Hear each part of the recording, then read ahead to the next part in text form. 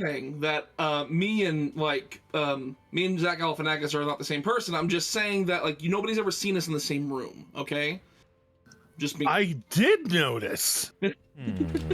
Hi, everybody. As a counterpoint, I think it might just be coincidence. Say you've never been seen with Genghis Khan either, but son of a bitch. He didn't die. He didn't die from a nosebleed. He just went home. Hi everybody, welcome to Dice Soup, brought to you by Once Upon a D20 at patreon.com/onceuponad20. Oh man, today has already started. We're in the soup already, even before we turned on. So let's get back into it. It's gonna be fine. It's gonna be fine. Oh, but before we get back into it, I gotta remember to plug our beautiful friends at Lost Spheres Publishing. Yes. Out there with our Kickstarter that has I misremembered last week. It is not just me and the D20 over there, but also Ro, the Eldritch Golaith. All of us are on the list for the Clockmaster's Codex on Kickstarter.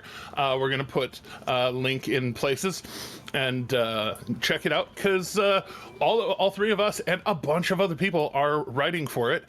And well, not to give too much inside baseball, but I signed a contract yesterday, and I read every single word of it, and I judge a person by what kind of contracts that they try and have me sign in business, and it was very, very fair, I think. So, I mean, in my opinion, I believe that the contract was more in our favor than their favor. It was absolutely. It was to protect us from anything that might happen. That shows a lot of integrity, in my opinion, and that's why I was like, I will gladly sign this. You guys are awesome. Not to mention, we are at almost 3.5K pledged on Kickstarter.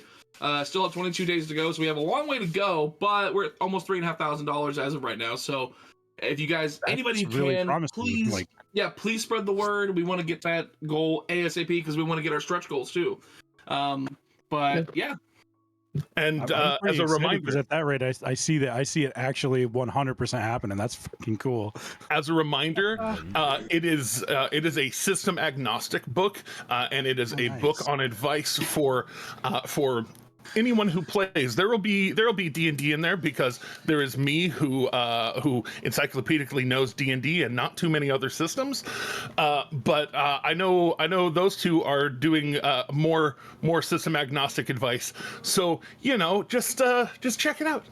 You know what to do. It is not so much like a rule book or anything like that. It's more of like a series of articles written by people who have experience, and they want to share that experience, and they want you to possibly grow from it and make your games at home even better.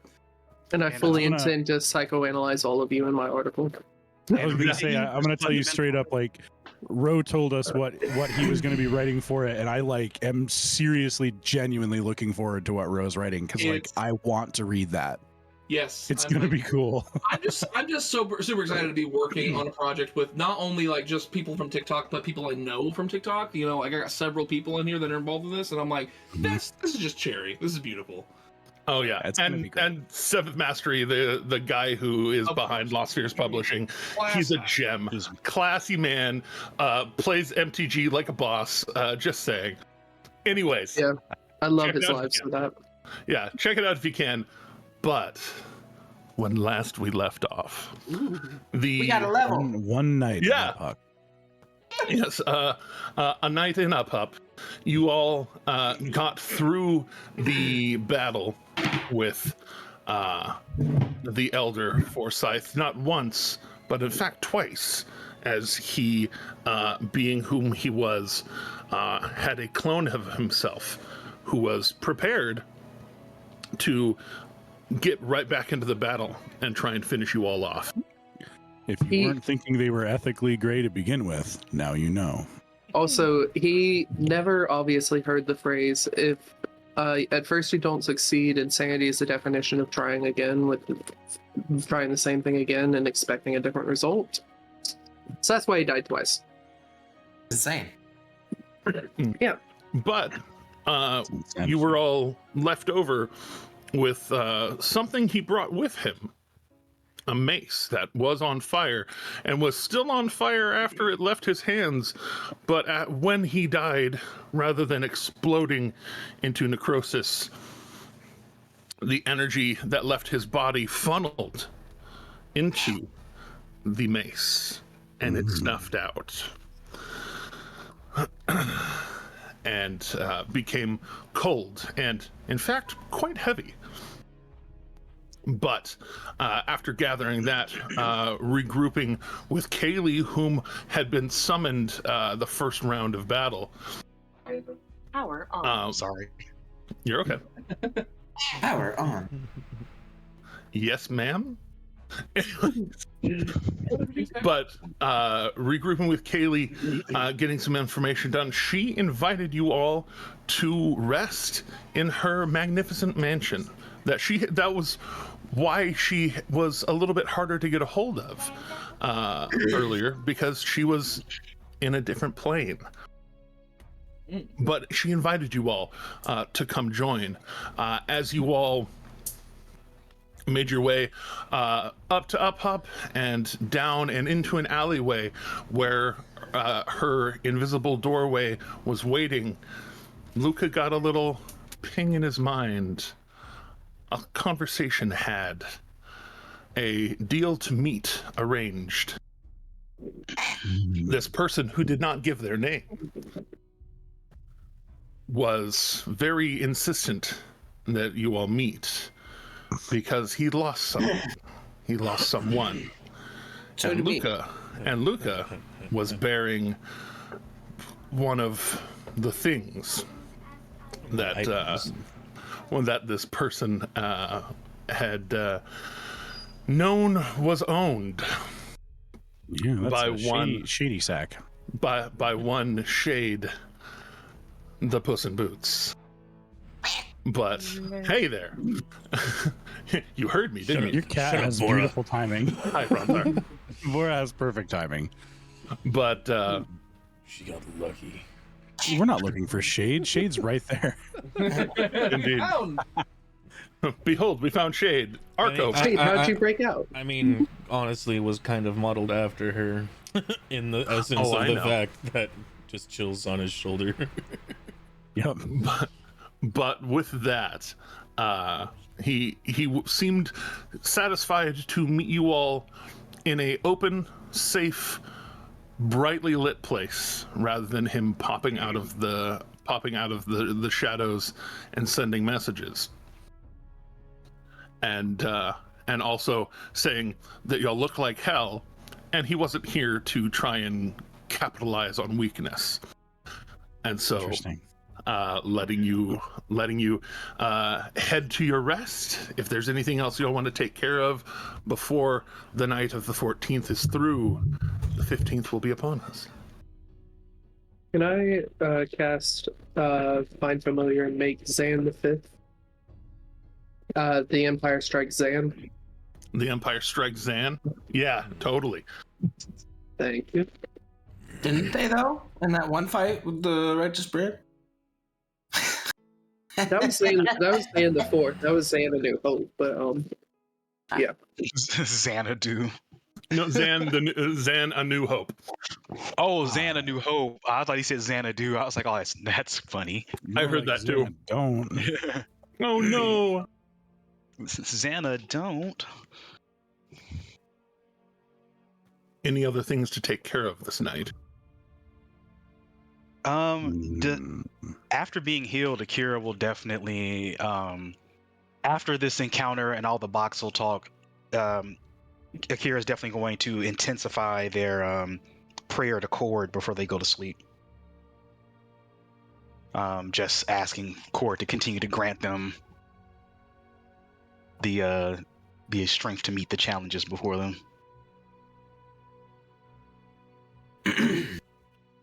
Go and make a religion check as part of that.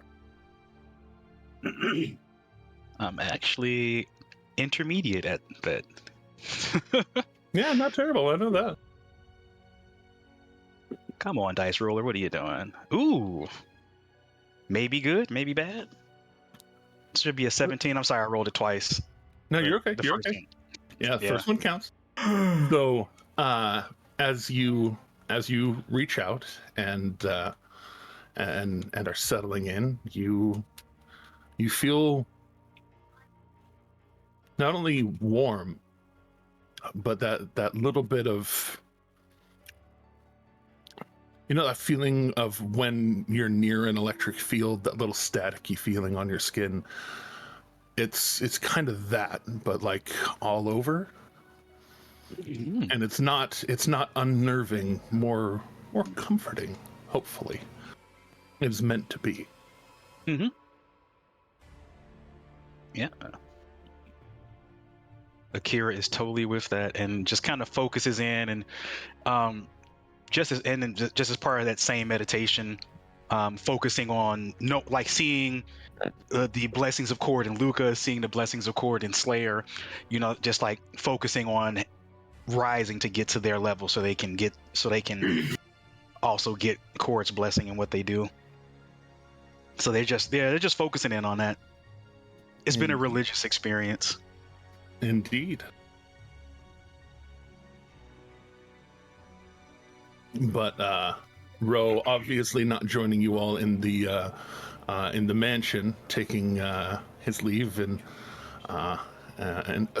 Weimer's home, who after seeing you come back from the what you had detailed to be possibly an extraordinarily dangerous thing, he's very grateful to see you, and is very caring as to your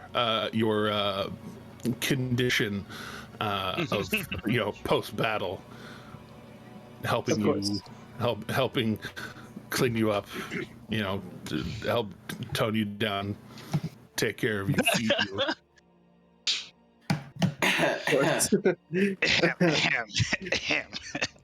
Hey, there are non-sexual ways to take care of people. That's all I'm saying. There are, but this is Ro we're talking about. Yeah, I was about to say. Anyways.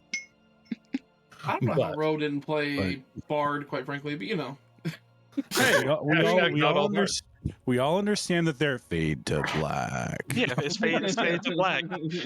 I just think it's like he went and got a dinner cooked for him. It was just a nice little after I almost died date. Nothing wrong with that. And he's also like genuinely a class act. So I mean, Akira just likes razzing him. That was more of a Akira razz than it was a Sean razz. Indeed. Yeah, Weimar is a class act though. I like Weimar. He's cool. Oh, Weimer's the class act. Yeah, I was gonna say Eredrin? Class act? Right. Eredrin's the class clown. But I skipped right by the class act for Eredrin. Why are you offended and not proud? I don't understand. But all of you are able to get your night's rest, your recentering of yourselves, your level up.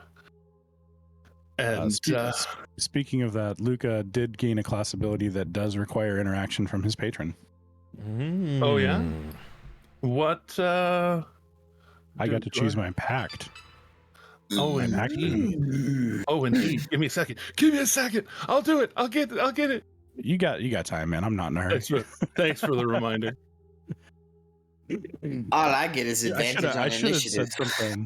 I should have said something last week. I chose it back then, but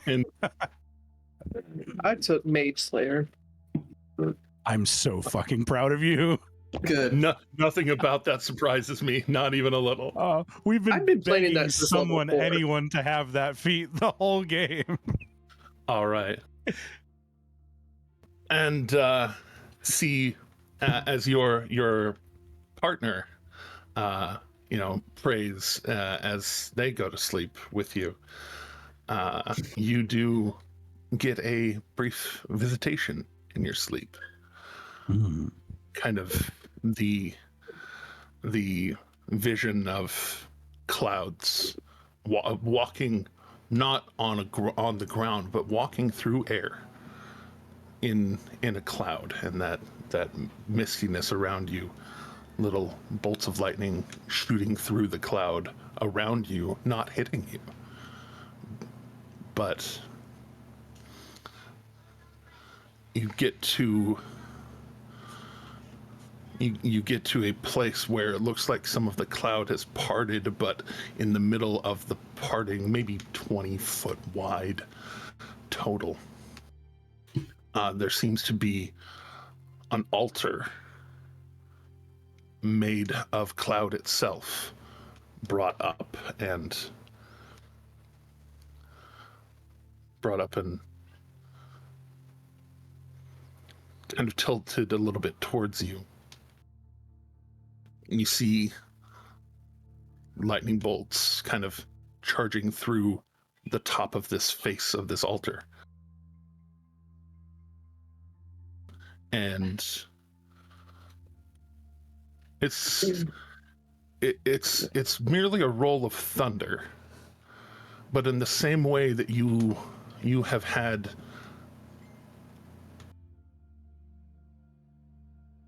Jeremy double checks. I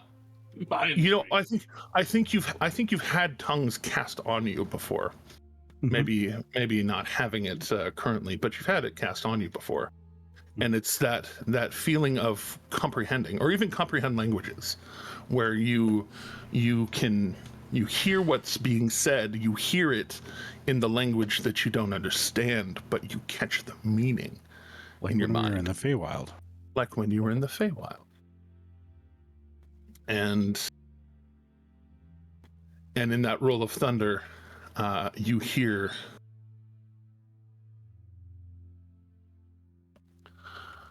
choose your boon, warrior of light.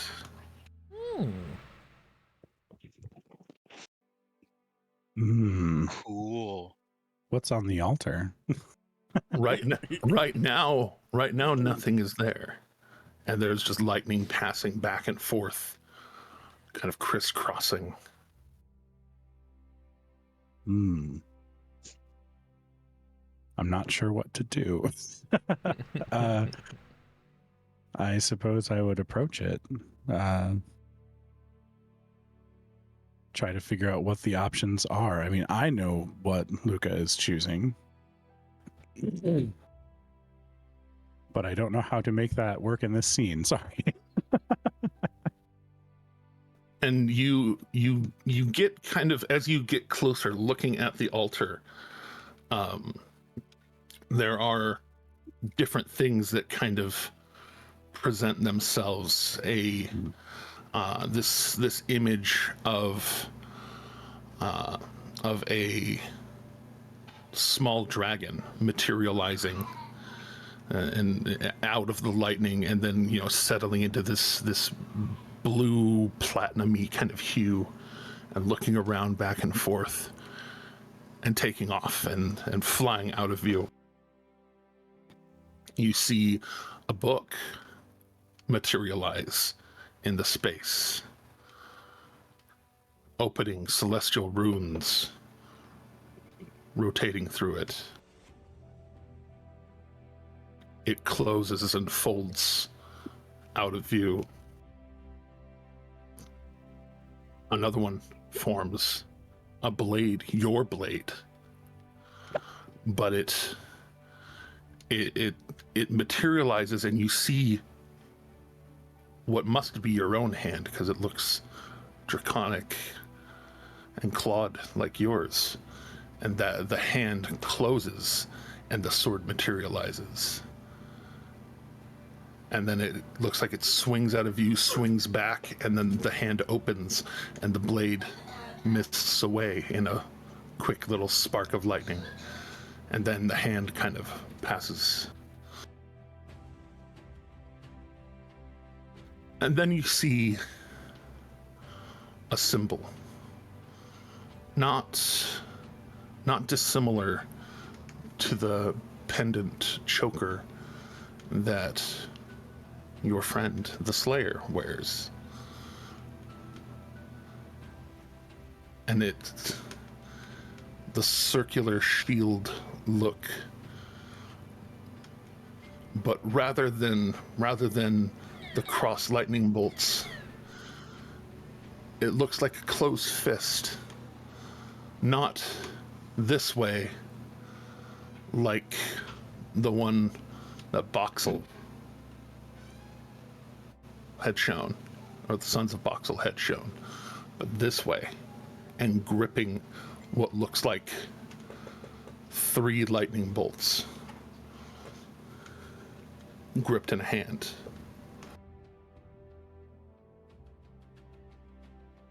Luca would reach forward and take a hold of that amulet. As you reach forward, what is being displayed in lightning bolts, charged electricity, suddenly manifests solid. And you take it. The pendant itself, not super large. It fits in the palm of your hand. And looking at it as it materializes, the hand on it doesn't look like a human hand. It has scaling on it, a lot like yours. And then there's the lightning bolts. The lightning bolts stay together and kind of form into this golden set of lightning bolts. And your copper-colored hand.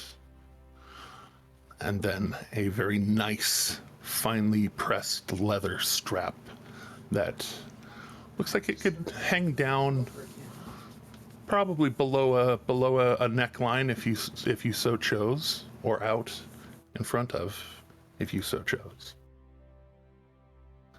And as it forms, you wake up, shoot awake in bed.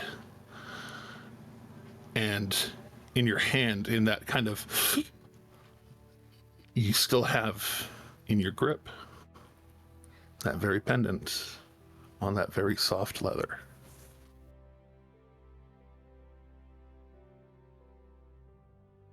Luca would take his time and kind of marvel at it for a moment. This is not the first time I've received something waking up from a dream. But this time much more pleasant. That's true. I also lost something last time. Checking to see if anything is missing for a minute. Although I feel like I trust the source of this a lot better. Yeah. You're not missing another person. And Jeremy, I asked you a real quick question. You could just you can wire in it when you get a chance to read it.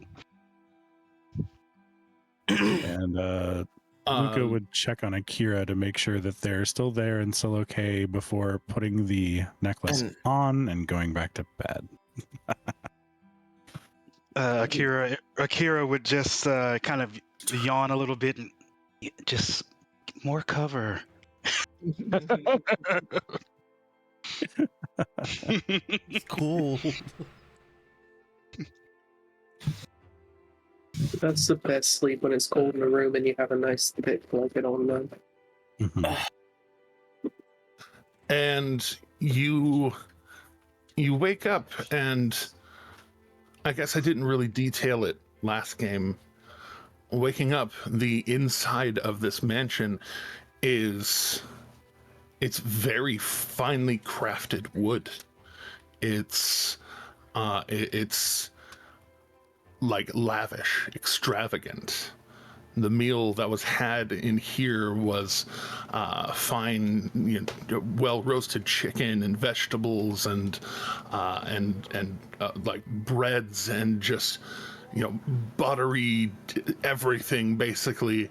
And waking up, there's a smell in the air already of cooked meats, biscuity kind of breads, eggs, fried potatoes.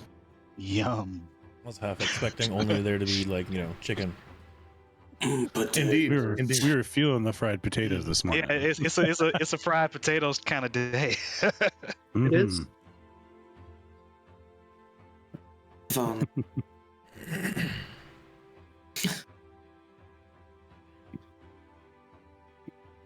Well, at that point, I guess we're going about the morning routine.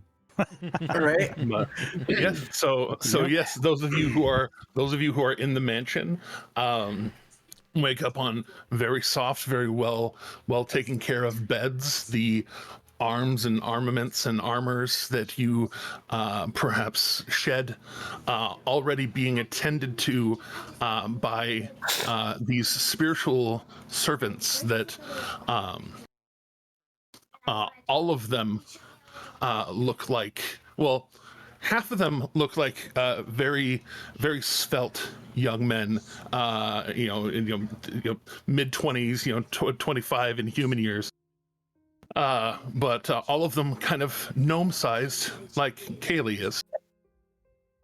The other half, very beautiful mid-20s females, also svelte and well dressed, down to about their waists, where from the waist down they kind of turn into, basically they're just drifting spirits. As I watch them move around, I'm going to turn to. Oh, go ahead. Sorry. I was going to say, and like your sword, like Astrid, and that are being polished with these cloths that are kind of spectral, like they are, but like they're wiping it down, and things are cleaned. Your clothes that may have had a bit of dirt in them from the day before. A bit of dirt. I think I got black venom or something like that. Something like that. It was pretty bad. But the cleaned, well pressed, folded. I'm going to turn to Luca and say, "Can we get some of these for the apartment, especially when Slayer needs to make a new door?" It happened one time. You're not going to hear that. You're not in our room. Slayer doesn't hear that. Turns out Slayer is in the room. He makes a new door into the room. Oh yeah. It's a wall. Now there's a Slayer door. Man, I'd be surprised if I didn't hear everything that gets said anywhere. After I took my level, my passive perception bumped up even higher. Now it's at a 27. Damn. They are thick wood walls. You would hear the muffled sounds of people talking. Yeah. It'd be hard to make it out there. On the note of things increasing, though, Slayer, just for the sake of, when Slayer gives these inspiring speeches that we assume that he regularly does, so that almost all the time we have that 12 now temporary HP. I'm going to say it's usually like a nice, rousing, get ready for the day over breakfast kind of speech, that he kind of gives most mornings. And you said 12? Yeah, 12 temporary HP. Awesome. That's really cool. I like it. It's not bad, considering it technically makes my max HP 150. I mean, that it makes me at a 102. 99. That's solid. 99. 98. How am I with the lowest hit points here at 81? You do not have the lowest hit points. Now that Close to the my lowest. long rest, do I get to? Oh, I just rolled that by accident. Do I get to fix my strength back to where it was? Yes. Is it? Does he? Has it been enough days? Oh wait. It's from the wish. That's from the wish. Oh. Hold on. And there was a note. I think it's only been like a day. Yeah, I remember there was a note. You gave us a date that it was going to be. Yes, I did. By. It's on the big. Oh, was it like 4 days or something like that, or what was it? No. Hold on. Let me look. Let him find. I have. There's the Zemini Fields map. I want to say it was the 19th or the 20th. Zoom in. Knock weekend until the 22nd of Fesseron. So 7 days. Yeah. Oh. 7 more days. I rolled double force. Oh, I was so angry. 7 more days. Yeah, you were so angry at Knock. No, I was angry at the dice. You know me, I do things by the dice. You made me an old man. You took my wish away. You made me weak for 8 days. Hey, I would he like let to us point out try that the dice took away your wish when we tried twice. Yeah, I was gonna say, We he tried let us so try much. twice for We that. tried so much for that. We tried so hard. We burnt and we got so far. much. Like, But I in got the it. end, it In the never end. really mattered. So I think we with- made that with joke that- when that happened too. we did. I'm still not sick of it. Rest in peace, spoken. Like, With rest bad in peace, he's not- Chester. Yeah, too bad he's not still hanging around. with that being said, after Akira is dressed, they are going to go check on Knock. They're going to go check on Knock and help him with whatever he needs, and make sure all his candies are unwrapped before we go on the road. Not only they're that, all unwrapped already. Like, okay. Oh no, Okay. so you need more candy. Knock, panning over to you, you actually have like 4 servants in that room already that are like helping get you on your feet, helping you dress. Parts of you being an find- old man. You find that as you slept, all of your candies got separated from the clump that they ended up in and rewrapped. No, No. no. Oh my god, yes! I can't wait. I'm taking all of his candy. You're not in there yet. You're not in there yet. You don't even know. You don't know what's happening. Rooms away. Still going to his room. Still Yeah, going to his room. We're going to his room. Sean, do you know how I feel? You know how I feel, Sean? knocking and trying to enter is locked, and one of the spectral servants floats over and opens the door, and you see Knock mostly dressed, his robe, his final part of his robe being put over his shoulders, his bag over there, nice and packed, everything cleaned, pressed, very nice. Good morning, Knock. How are you? Are we having breakfast soon? Yes, we are. Do you have all your things? I think so. Where's my staff? And like, it's clearly on my back. And I'm just like, Akira is just going to take your hand and just make it reach back towards your staff. oh, It pops. Oh yeah, no. My shoulder straight up. Sounds like a cannon just went off.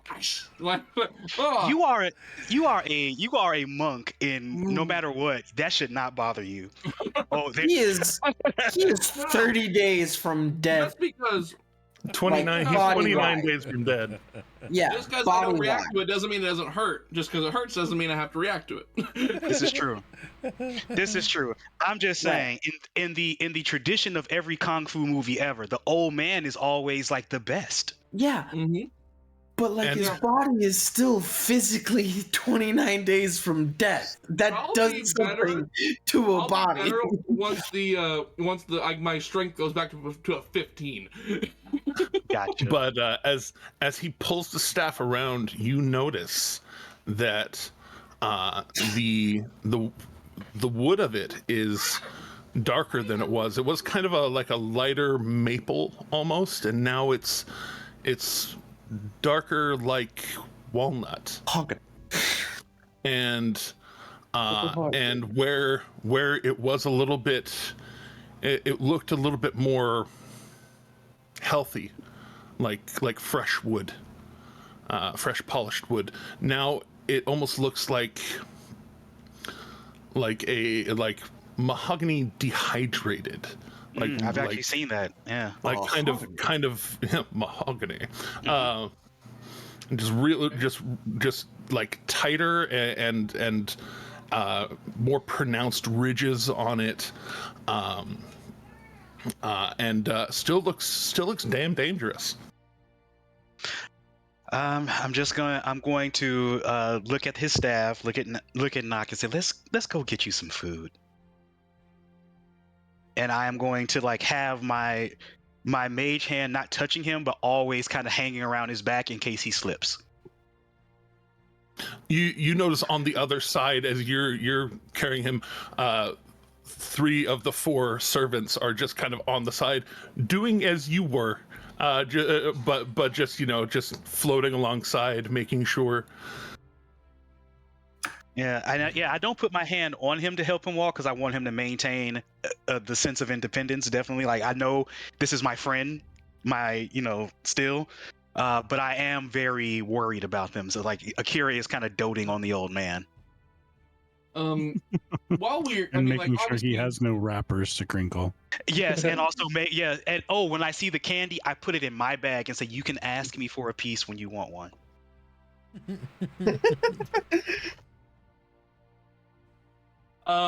You have like a magical pocket that just keeps producing candies. I was about to say, can I cash in spice to buy him a magic item where he has an infinite supply of wrap candy? 100% a magical item that will now exist in all of my games. Is that you can get the Werther's wrap, like, or whatever you want to call it. I don't know, just like. Eredrin, you would make a powerful foe today if you do that. You unwrap it, you put it in your mouth, you put the wrapper in your pocket, and the little glyph on it manifests another Werther's. We can talk about that. Just call it the Werther's original. The original Werther's. It has to be in the wrong way. Oh yeah, there you go. Legal reasons. Backwards, Copyright reasons. Yeah, we are not sponsored by Werther's. The original Werther's. It could be. I'm an old man now. I'm just saying. Just saying. Do not facilitate this, Eredrin.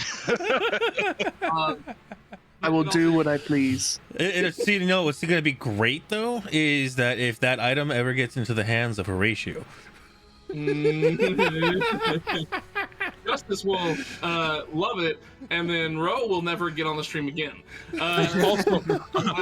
Also, by the way, pulling above table for a second, I forgot at the start of the stream, we hit 150 followers in the middle of the week. Kaiju Kitty Gaming, thank you for that. We're 50 followers away from our big giveaway that Bearded's putting on. He's gonna dive into his draconic dice hoard and pull out exactly one set of dice to give away.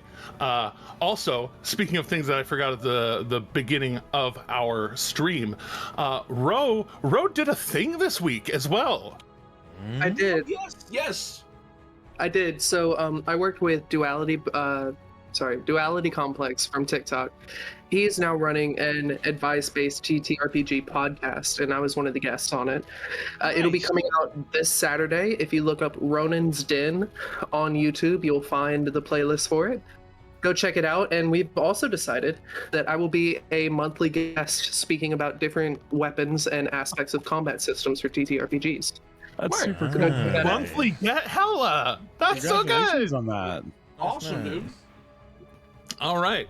I got reminded of that, and I was like, "Oh shit, I forgot." So thank you, thank you for the reminder, and again, thank you, Kaiju Kitty Gaming, bringing us back in. I was gonna say, I apologize for. No, all yours. Like, because obviously at this point, with Akira helping me, we're kind of like secluded at this point. You're just kind of like assisting and all that kind of stuff. I will take them aside, and just say, like, look them in the eyes and be like, in my best old man knock voice, I'm not sure I still haven't mastered this yet. Akira, you've been nothing but a fine friend since we met. And I just want you to know that I'm not long for this world.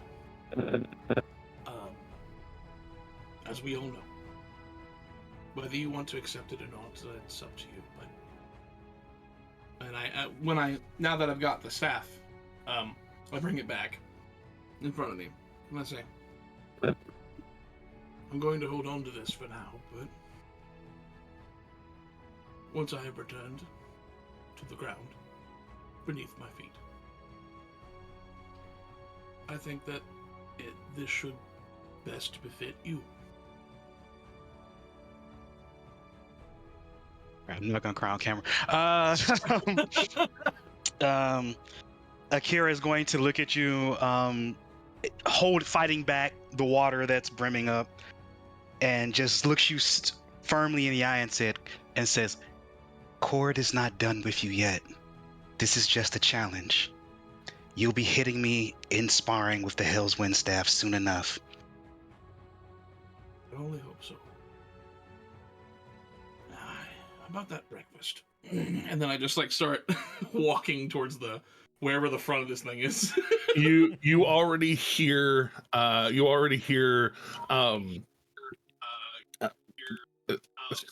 sorry, I'm hearing myself echo on somebody's echoes, yeah.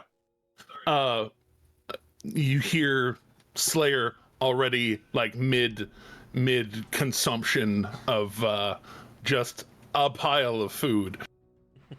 And it looks like it's not the first pile. It's not the first pile of food either. Like there's a whole other like already cleared plate next to him.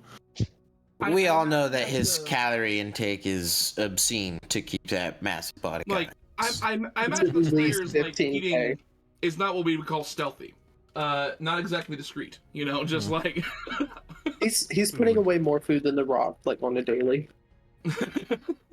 He's on that old Wolverine diet. Like seven chicken breasts at a time, right?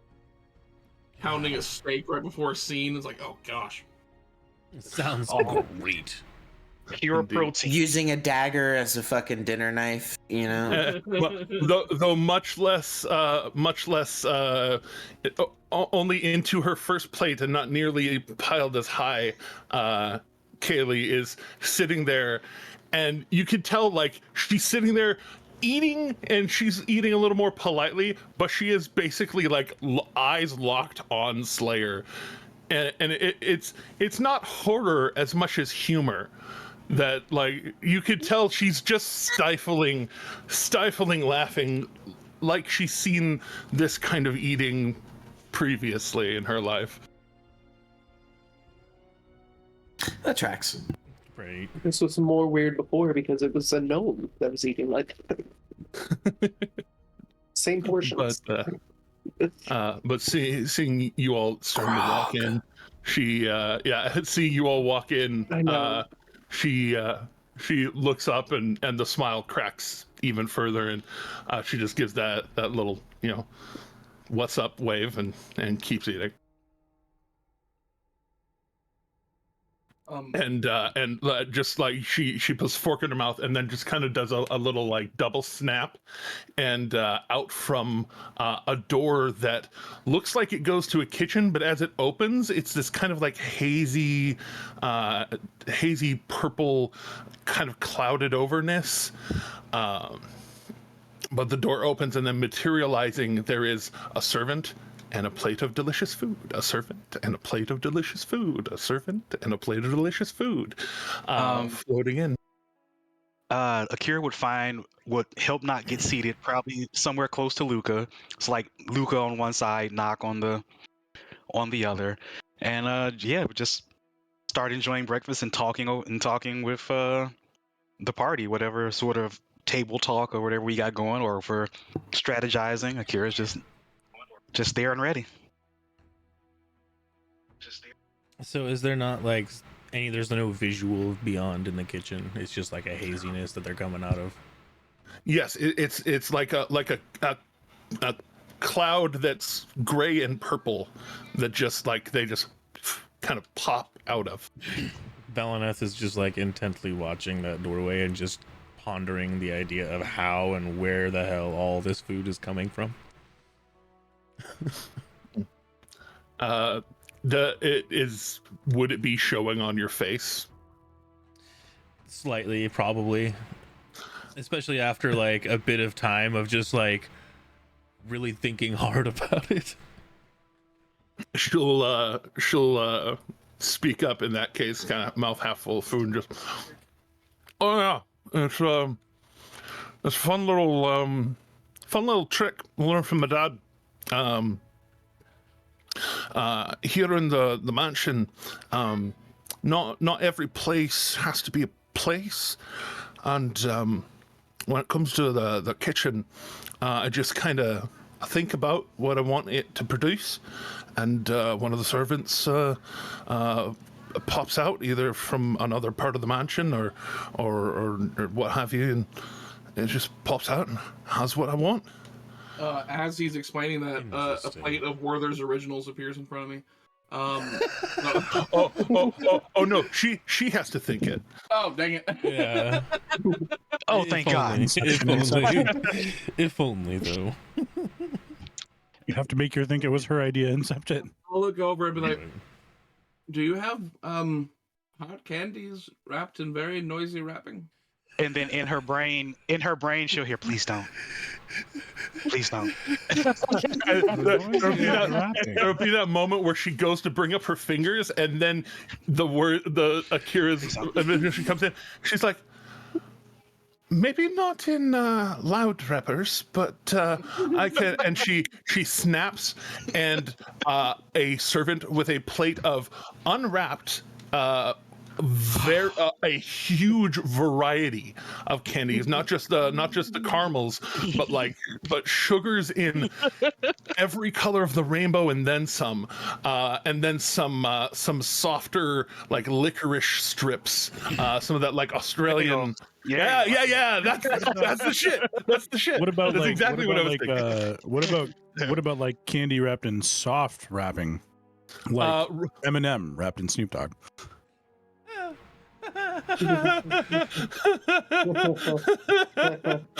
Okay, take that advantage. You worked hard for that one. Works. You traveled far for that It's one. gotta be a soft, smooth wrapper. Nice. But it was just then a joke, in John. the it's not how I actually feel. but in the middle though there is like a bowl, like a little like one person serving bowl with a whole bunch of hard-shelled chocolates in many colors that you put your fingers in, and it makes a very satisfying shushing sound of candy. Spice gumdrops, the standards. These all have W's on them.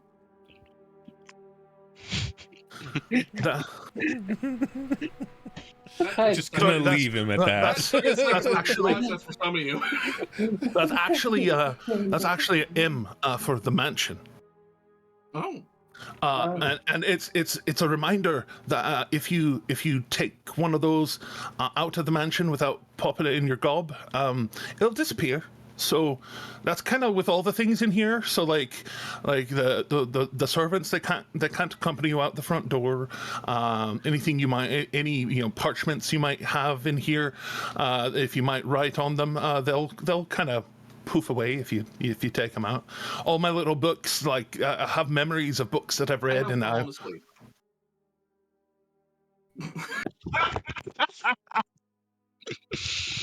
going to gently. My mage hand is still there. My mage hand is going to nudge him gently in the back. Gently in the back. God bless. Oh, the war. God bless. Oh. So speaking of, Look at all those W's. what Look at all those chickens.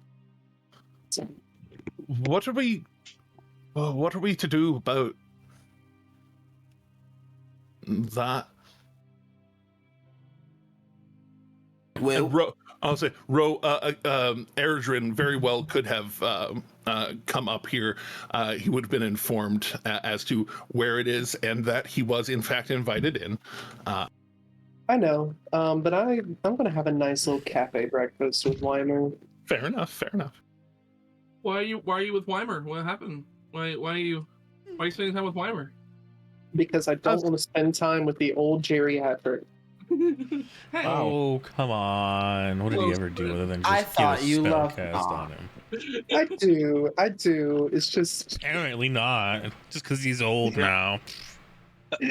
Akira has accepted Knock in all of his forms. Look, Jerry is not a bad guy, and he's nowhere near like the rest of the Atrick family.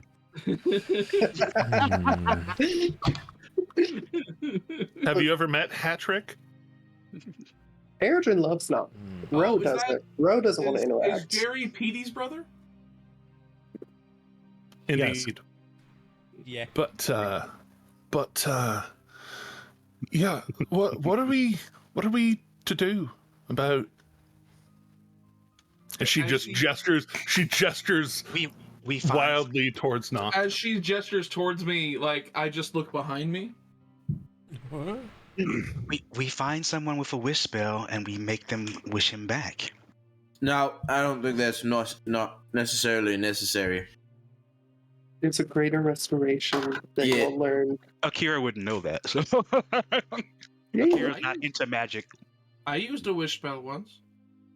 Yes, yeah, we know that. No, see, what we need to do is go back to what our original plan was with Edkis, and it is we need to get to Rexentrum, because that is where we're going to find the clerics that are capable of casting magics at the pinnacle of magic, and I think that will be our best bet. What Slayer said. I agree. If we're going to find someone with the talent needed to cast that sort of spell, Rexington would be the place. And while we're there, we can have a chat with the what's his name? The head religious dude. Oh, Thellocrat. Thellocrat. That's what. Yeah. While we're there, we can go ahead and just have that nice chat with the Thellocrat about his opinion on Cord. Ah, That yes. that could get tricky. Oh, I'm in. I'm in. We just say I'm in. You son of a bitch. I'm in. but yeah, that if you go introduce yourself to a high-ranking member of the clergy, and then go to have and you can tell she kind of has a knack for reading subtext. Go and have a conversation with the Thellocrat. Might not want to look like yourselves with your visit to the clericy one, because yeah, you all will draw attention, or the other way around, really. When you say we shouldn't look like ourselves, are you saying we should wear disguises? Just if you're gonna go and pick a fight, I wouldn't want to be dishonest about it. With a very powerful member of not only clergy but as well the Dwendalian Empire, you'd be well to not exactly show your true faces if possible. Yeah, you're right. You're definitely right about that. And I mean, maybe we should probably provide some sort of proof of, like, how good Cord is for the Empire. Before we start that's a having good those sorts of possibility conversations. too. That's a good possibility too. Yeah. No, I mean, maybe we just focus on fixing Knock first, and then we do great things in Cord's name, so that people know how great he is, and then we come back and have a conversation. Knock and Shade. Which, Yes. Speaking of which, so that's the tricky thing. Speaking of which, Shade has friends looking for him. Yeah, of course. No. What do you? Of course we are. As in, I was approached by a faction last night on the way here. Oh, yeah, that makes me. I love himbos. They're so fun. I'm not dumb. I just don't know what Luca knows. No, I understand. So like, but it's just funny. It gave a very himbo energy. Yeah. I was approached by a representative from Shade's employer, and it seems that they want to meet with us and discuss exactly what has happened. And I was hoping that maybe we could relay the story to them, and that maybe they could help us with trying to get him free. What was the nature of this conversation? Do they want to have a talk with us, or do they want to have a talk with us? Do they seem like nice guys? And then you look over and Well, they asked to arrange the meeting place somewhere public. Okay, well that's a good sign. Yeah, I thought so. I still don't know exactly what they stand for, what they do, or even the name of the organization. So there's a lot that I'd like to learn from meeting with them. Yeah, those are some pretty key things we probably learn. Yeah, I feel bad even presenting the fact that we would be meeting with them without knowing those things. Yeah, well, it would be preferable beforehand, but I mean, you said Shade's employer, so like he was employed. What was he employed to do? Did they say that? Introduce themselves as Shade's employer. Right. So what was Shade employed to do? Luca has a very telling smirk on his face and says, "I have no idea." That's another thing I'd like to know. So I'm really hoping that when we meet with them, perhaps we could do more asking. Above table. Does do you remember that they did actually tell us what Shade was somewhat employed to do? I do not remember. Did they? Okay. Did they actually tell? I'm so sorry. It was mentioned. Yeah, Justice remembers. I wasn't sure if Tim was remembering. It was kind of mentioned. That was to find you. Yeah, that was what was mentioned. I was to find the group. So that's why I was checking above table real quick if Tim remembered that or if I needed to roll insight on Luca. they were supposed to find us, but he was supposed to find us, but I don't know to what end though. Right. Yeah. Okay. So like, I mean, even to say that they were supposed to find us, like, I legitimately forgot that was mentioned in the conversation. That's my totally apologies fine. For my current memory problems. I'm working on getting that fixed. And towards the end of the last. Exactly. Yeah. So I also hashtag can't remember shit. Sleep apnea is really bad, and if you don't sleep right, please get it checked out. Get sleep. Do crime. Yes. Wait.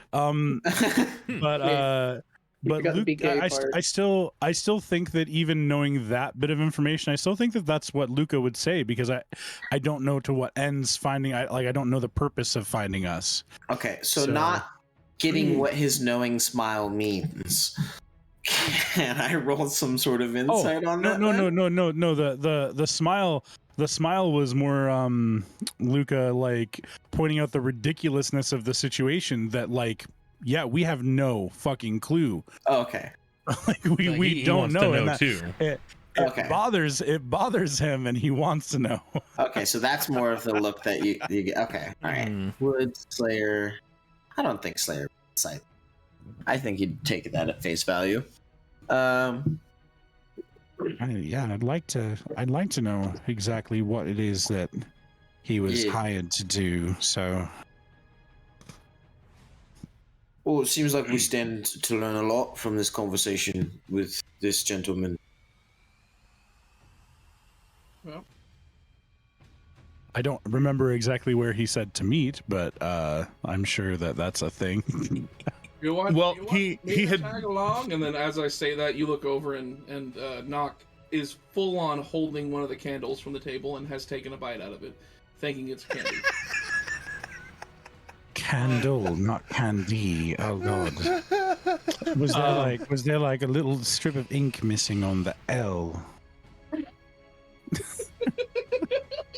but Look, it says candy. I'd call that an L. Yeah. yeah, it also has an I think M he definitely imprinted on it. no. Oh, man. I mean, it's got an M on it, though. Yeah, it has an M imprinted on it. It makes sense. She said that No. all the things marked with M are food. No, did your mother have That- any kids that lived? I don't know my parents.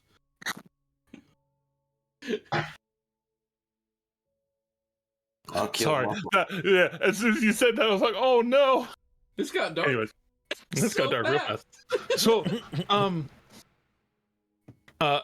also to Luca's memory, he had recommended the Blushing Tankard because it's right down the street and it's a big public place.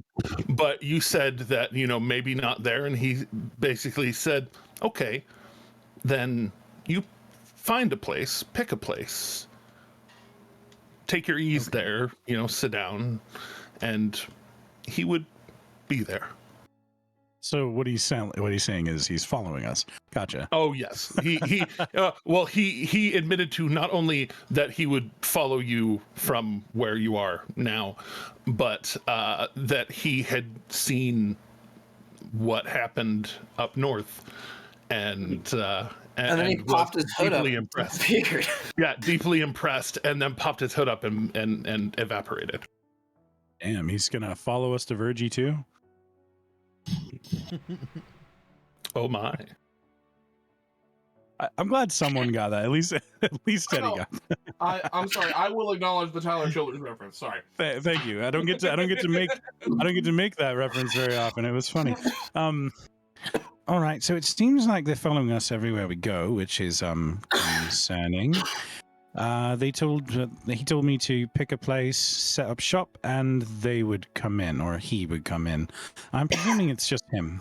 I don't think he has anyone else with him.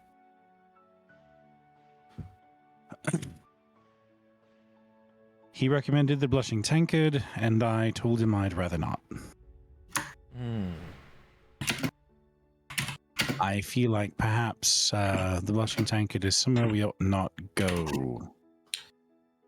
Yeah, it seems logical. Based on who we just, murdered. Well, I wouldn't really call it murder. I'd call it self-defense. I was gonna say. I would just call it right, really. It's just right. Well, I'm not surprised that you would say it's Public just service. Didn't we ambush them? Well, it was more of like a they were coming sort to of kill us. prearranged, not prearranged get together. There's a bit of a grey area in there. Yeah, I They mean, were we sort literally of. hunting us to kill us, and we decided to set up an ambush first. By the grey area, I mean the area out there that's covered by his grey matter. Ah. I like you more and more. Yeah, that gets a hearty chuckle from Akira when you say that. Valanath, I like you more and more. I don't claim to be a expert when it comes to the. Oh, Nock, please don't claim anything. No, same. I don't claim to be an expert of the court system of the Dwendalian Empire, but because I'm usually gone before anything happens like that. Do you think they Fair enough. buy that story? Well, why would they buy it? I mean, it's It free depends on how much we're information, selling it for. but it's also free information. Like they could learn that. Listen, you leave the slapstick to me, youngster. Can someone there Whoa, make don't sure go slapping that sticks. Not at the breakfast table. I'm pretty sure. No, it's really hilarious, but I'm pretty sure it's just your body that's aged, not your mentality. I mean, I'm almost dead, so I'm playing it how I want to.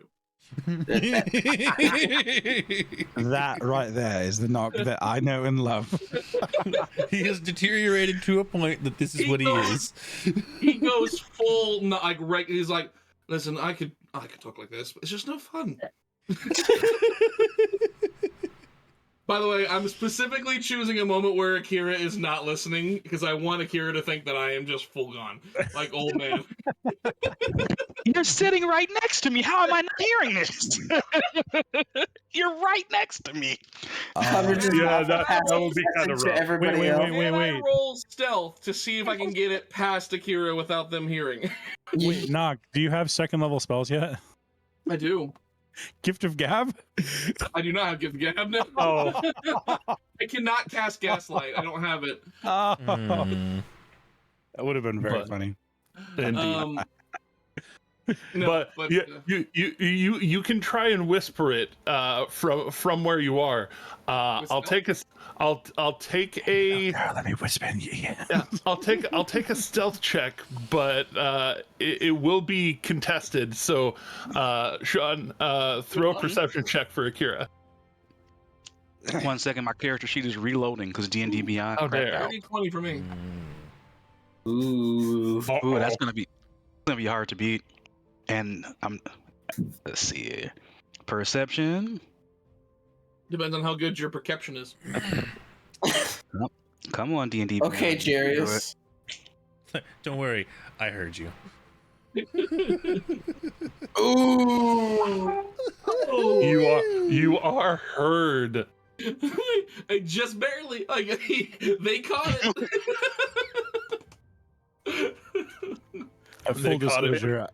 Full disclosure, I have the Video Ninja up here and the Twitch stream up here, and I looked up to one and then to the other just to watch Sean do a spit take twice at the whisper sound. It's got that moment.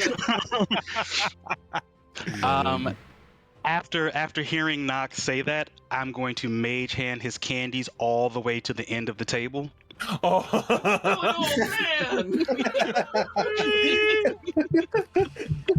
No more good treatment for you. I see that happen. I just look over and I say, "This is technically elder abuse." Kaylee actively spits food when she laughs at that one. Akira is going to look you right in your eyes, pick up a napkin off the table.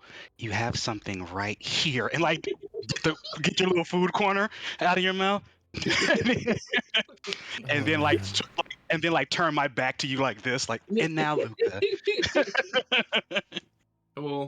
I will gingerly take the Reaper of Hell's Whirlwind Staff, which has been renamed, the Reaper of Hell's Whirlwind Staff, and I'll just lightly, gingerly nudge you on the shoulder, saying, I just start singing a sweet little song, just like, oh, Kira, just like something just to mess with you.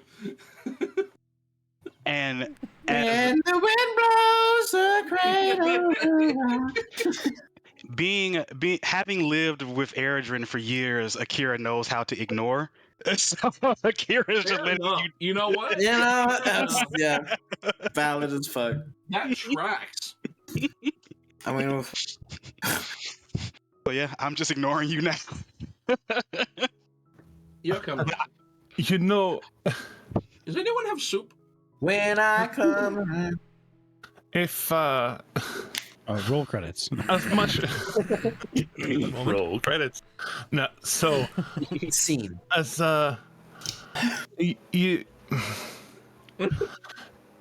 are y'all really wanting to go to Rexentrum? Well, I mean, yeah, definitely, probably either that or I mean, what are the Fae? I mean, the Feywild. I mean, we could maybe find somebody there. I mean, who knows what we'll find though. You'll find a lot of stuff in the Feywild. Just that's a shot in the dark. Keep that in your mind. A shot in the dark. That's like a needle in a haystack. We've already done the whole Feywild in the dark actually before. In like the a piece dark. of hay and a needle stack. Actually, yeah, it's more like There you go. Yeah, it's more like a piece of hay in a needle stack. That is actually That's really accurate. far more accurate to the Feywild, Yeah, really accurate. based on what Jimothy told me anyway. but the grass spoke to me, and that was fun. Did you do drugs in the Feywild? No, but the grass didn't speak to Akira. No, in the Feywild, you do air. and that's all you need. Precisely. See, you did listen. I feel like there's a young adult novel about air being a drug somewhere. I feel like there is. But, you see, if you, I know somebody who, she's retired from the game, running around the world saving people, but, she runs a little bakery out in Whitestone called Slayer's Kick. History check? And May I? I haven't been around long enough. This is my first hearing of it. It's go ahead. Yeah, go ahead and roll it. That's so lovely. I'm like, it's tangentially related to Grog. for sure. It'll be a little harder than some of the other Grog lore. That's fair.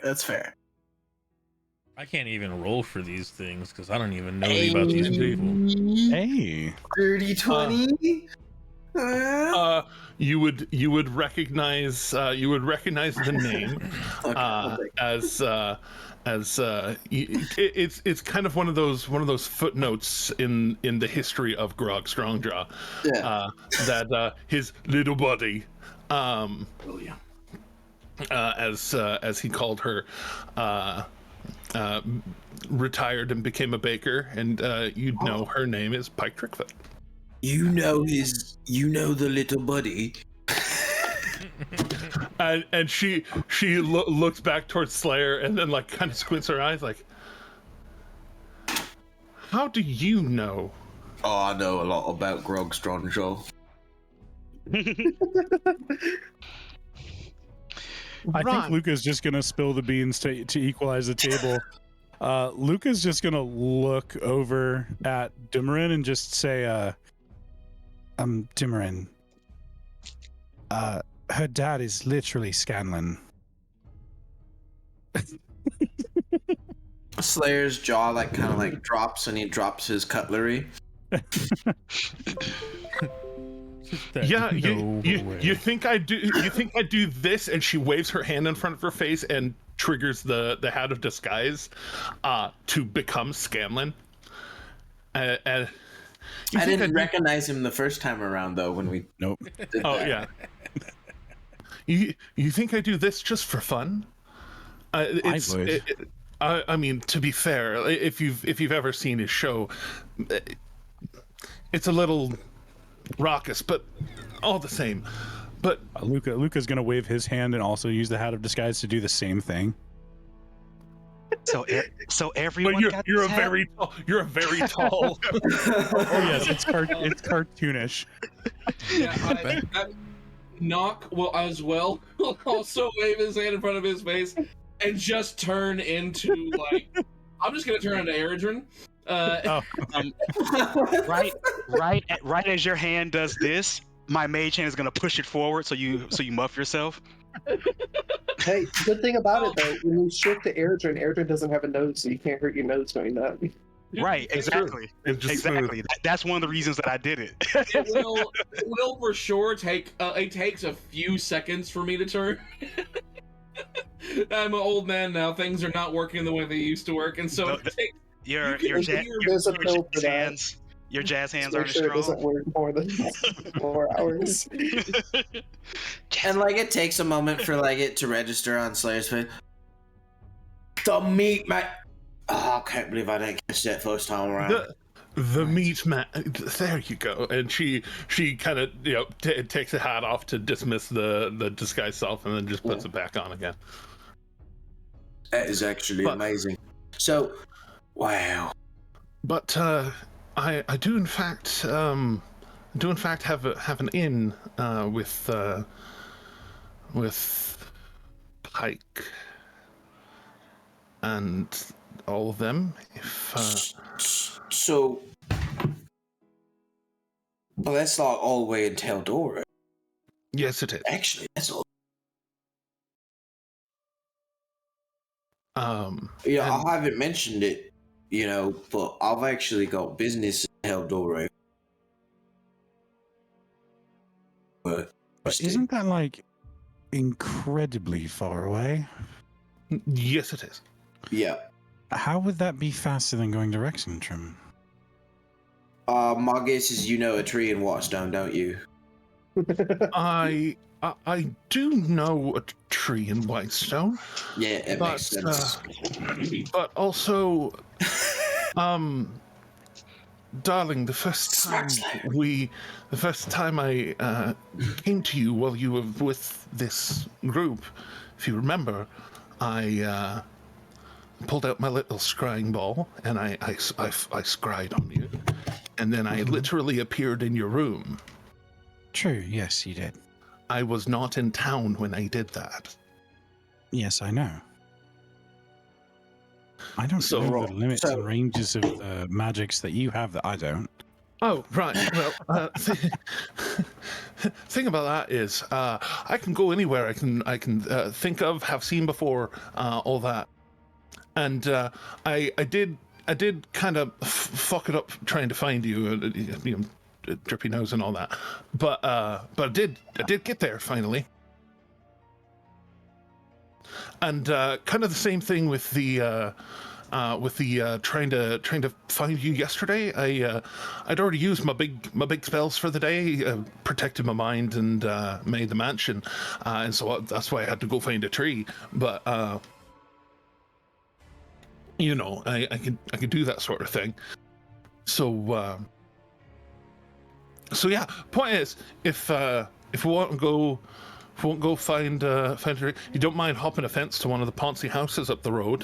We can all just hop the fence and hop in a tree there, and we can go to Whitestone.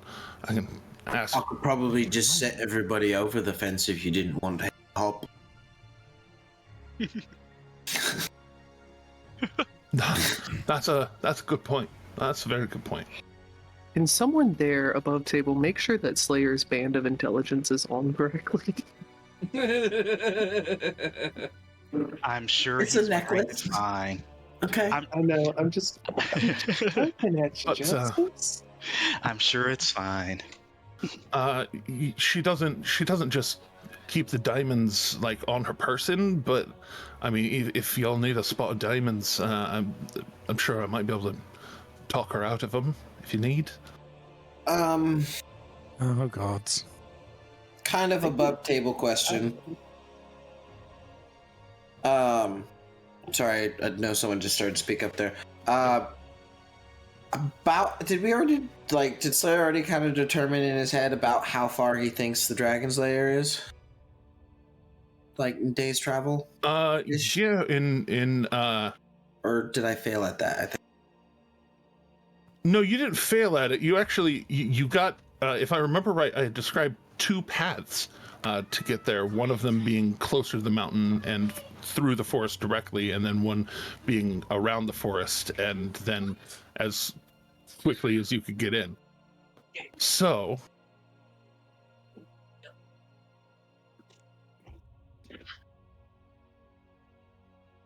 it's about 175 miles away as directly as you could go, and a significant portion of that is through the thicker forest at the bottom of the ridge on the north side.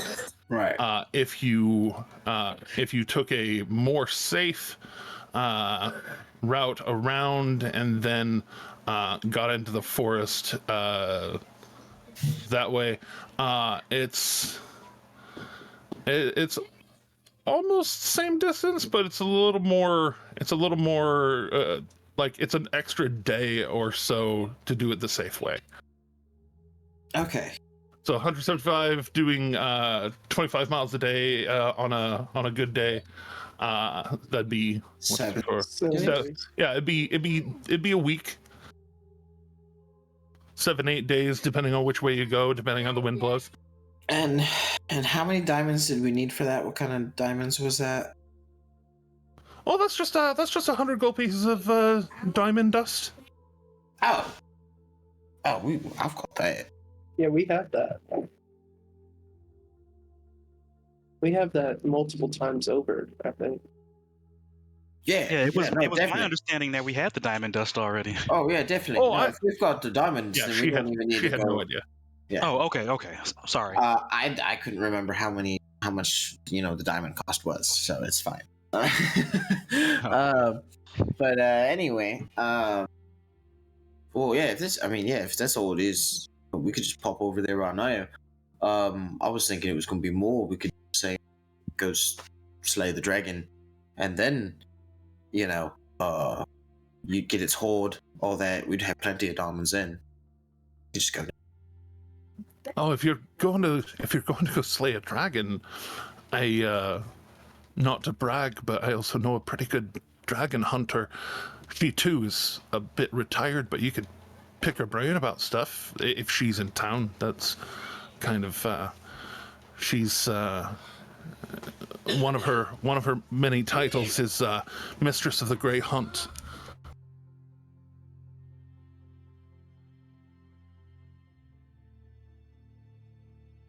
She's pretty good at what she does. Like all of these entities, I know who they are. My character, no idea. No idea. Your character. I mean, I know. Your character would recognize the title of Okay. Mistress of the Grey Hunt. The title, yeah, but though when you were around, it was Master of the Grey Hunt. yeah, I was gonna say it would have been a different person most likely, but no, I do get the reference though. Yes. Does any bells for Slayer or? I mean, we can piggyback off of that dirty 20. Yeah, Okay. you'd recognize the title of Vexalia. Right. Okay. Cool. Oh dear. Well, you are very well connected. Oh, well, I mean that makes sense that you're so well connected because Scandins are dead. Well, Yeah. it's not like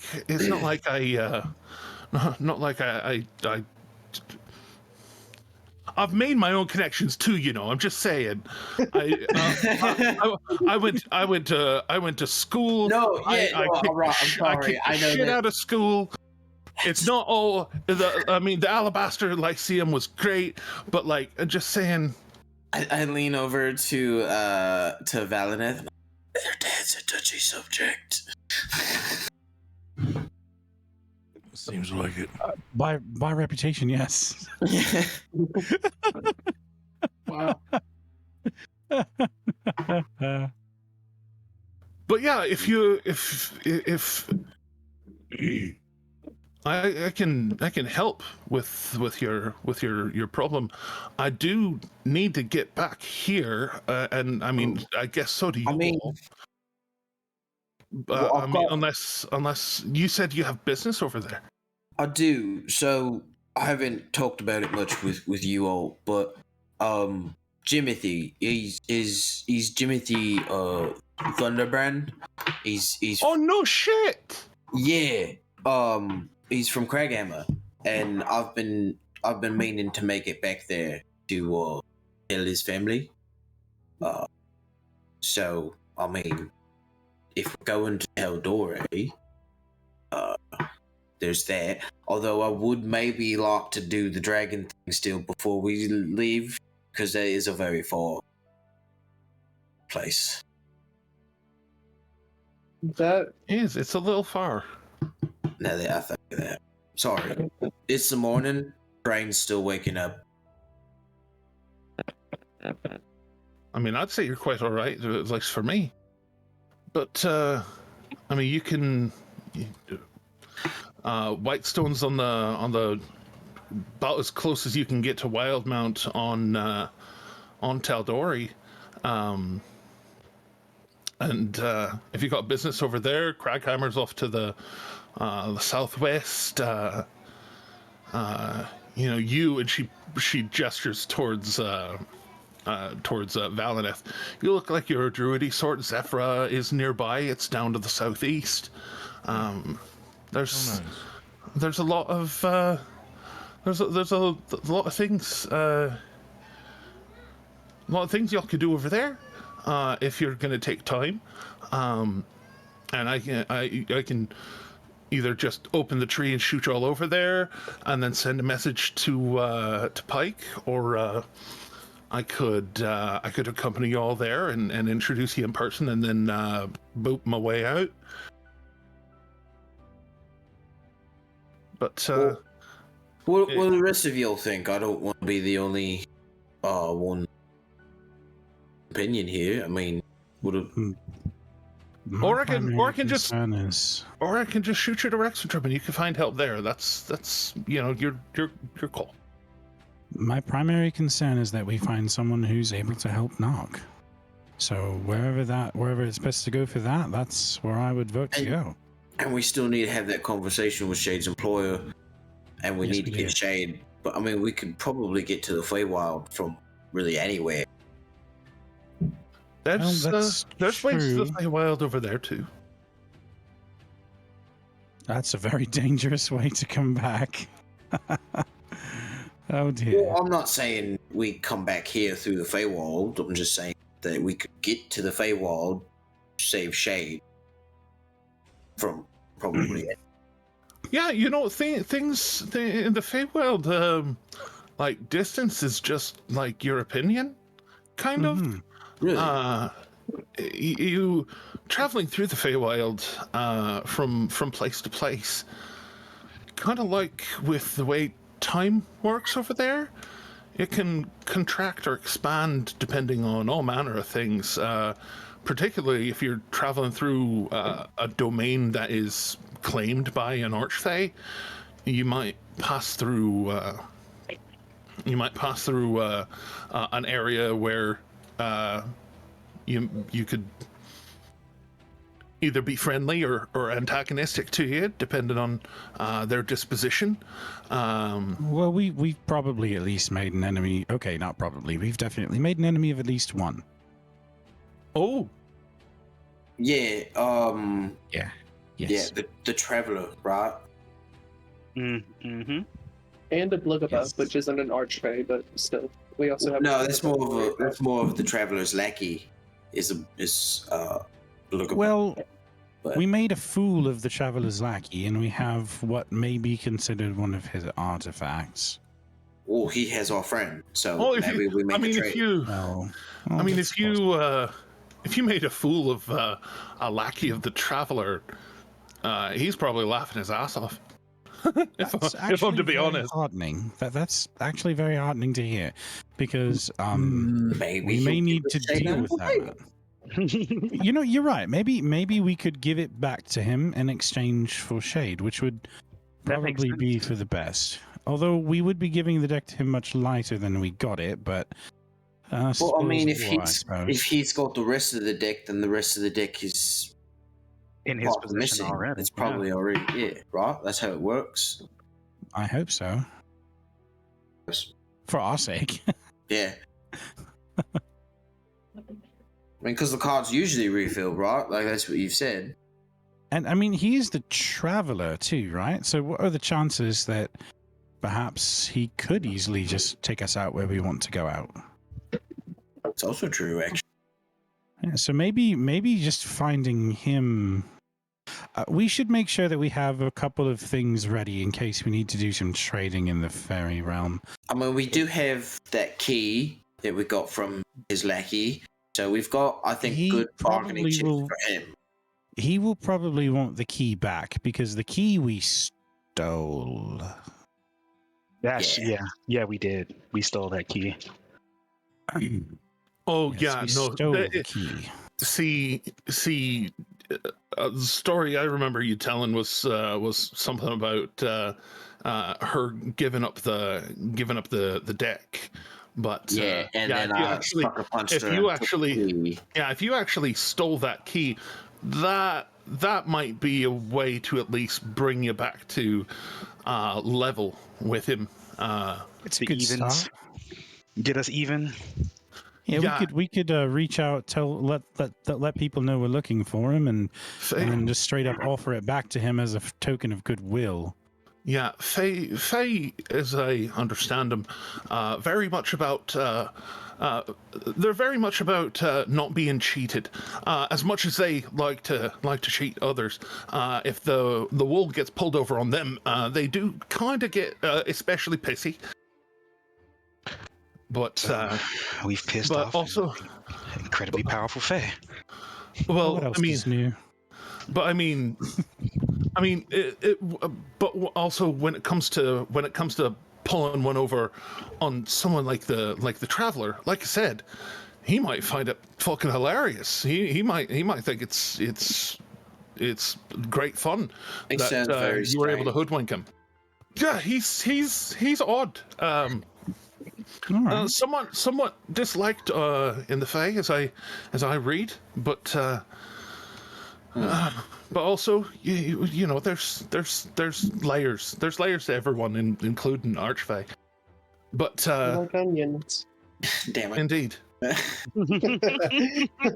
But also with him not being liked, I don't know what dominion he might have or where it might be. He is known as the Traveler after all. I think he might move from place to place sometimes. So that's He's also something to keep in He's mind. not the sit stiller, he's the traveler. That might be yeah. a way to get his attention, like Indeed. calling for him somehow, perhaps. Possibly. You do have something of his, as you said. Maybe two things of his. Two things of his. So And, I can make if necessary, I can broadcast your message 600 feet, and it'll be heard 600 feet from here, or 600 feet from wherever we're standing. Maybe. So just in case you feel you need the extra boom on it. oh wow, Person that's actually rather impressive. maybe a certain person who has had a spell cast on them, making them quite old. Is asking for help. Now, you and I, we all know that he wouldn't be able to reverse this, but be a way to get his attention. Maybe.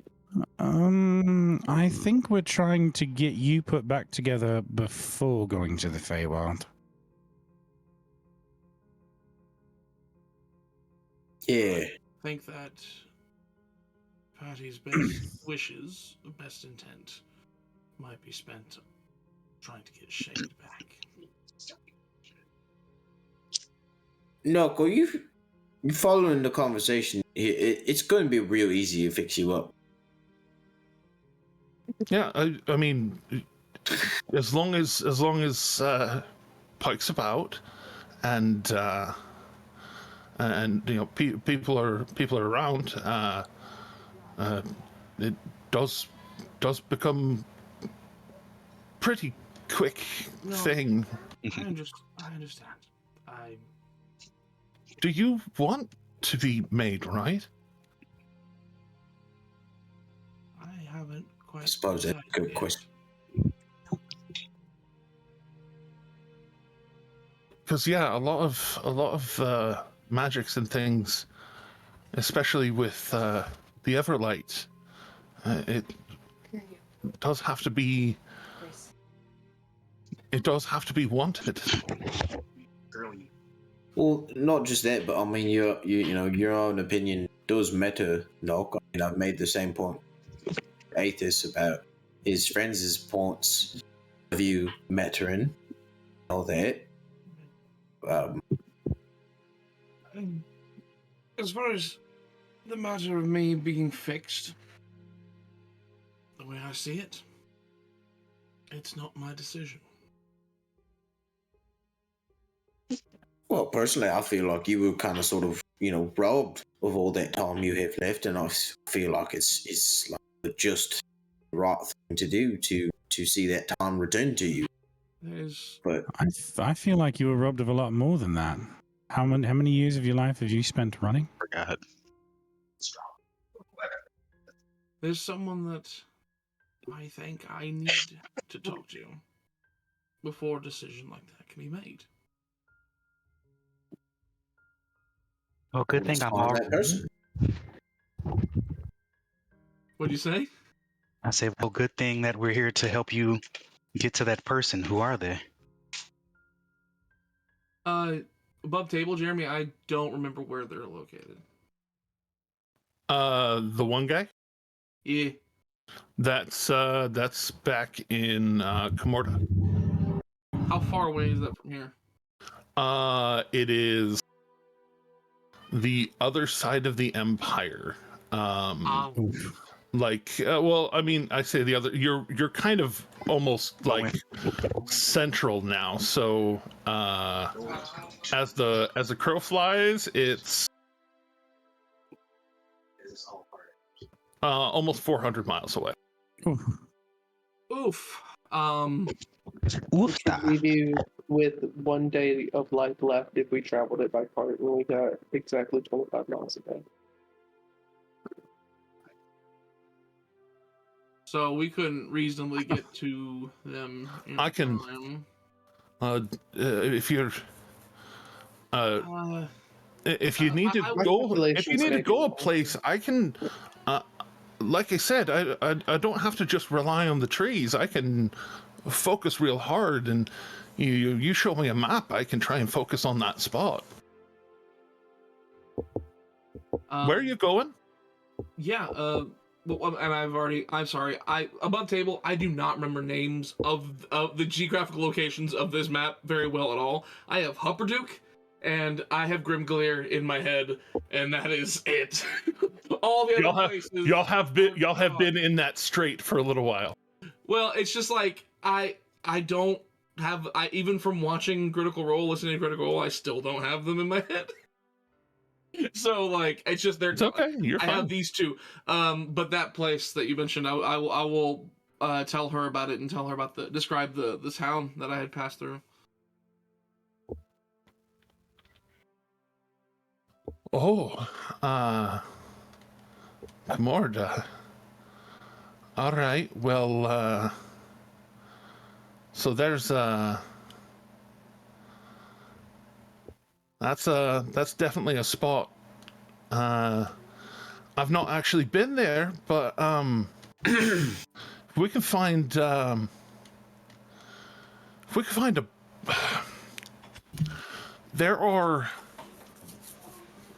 there's a lot of wineries over there. I know because I like some good wine, and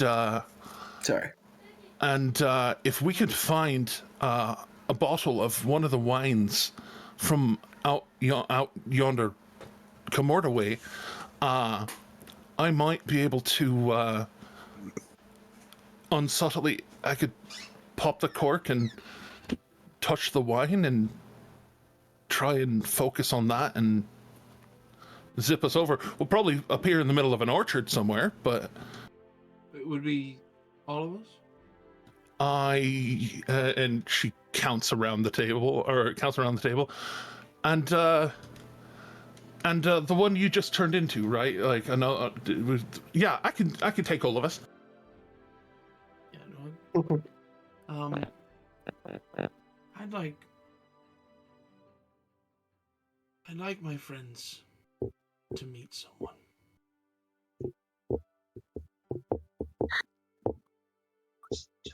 We can do that. And she's picking up some of the vibe you're laying down. You can tell she's somewhat insightful. Yeah. And I just look around the room and say, if that's all right with everyone here. Absolutely, it's fine by me. Why wouldn't it be? I don't mean to turn Kaylee into a glorified courier service. But... Oh no! Oh, I'm volunteering it. You caught me on a good day. It's a spell that I'm really going to have to learn. I definitely don't know your father or their the band of whoever they were, but they seem like good people. If Oh no, they're entirely assholes. But Yeah, no, they're rockets, but I mean, Grog has done some really impressive things.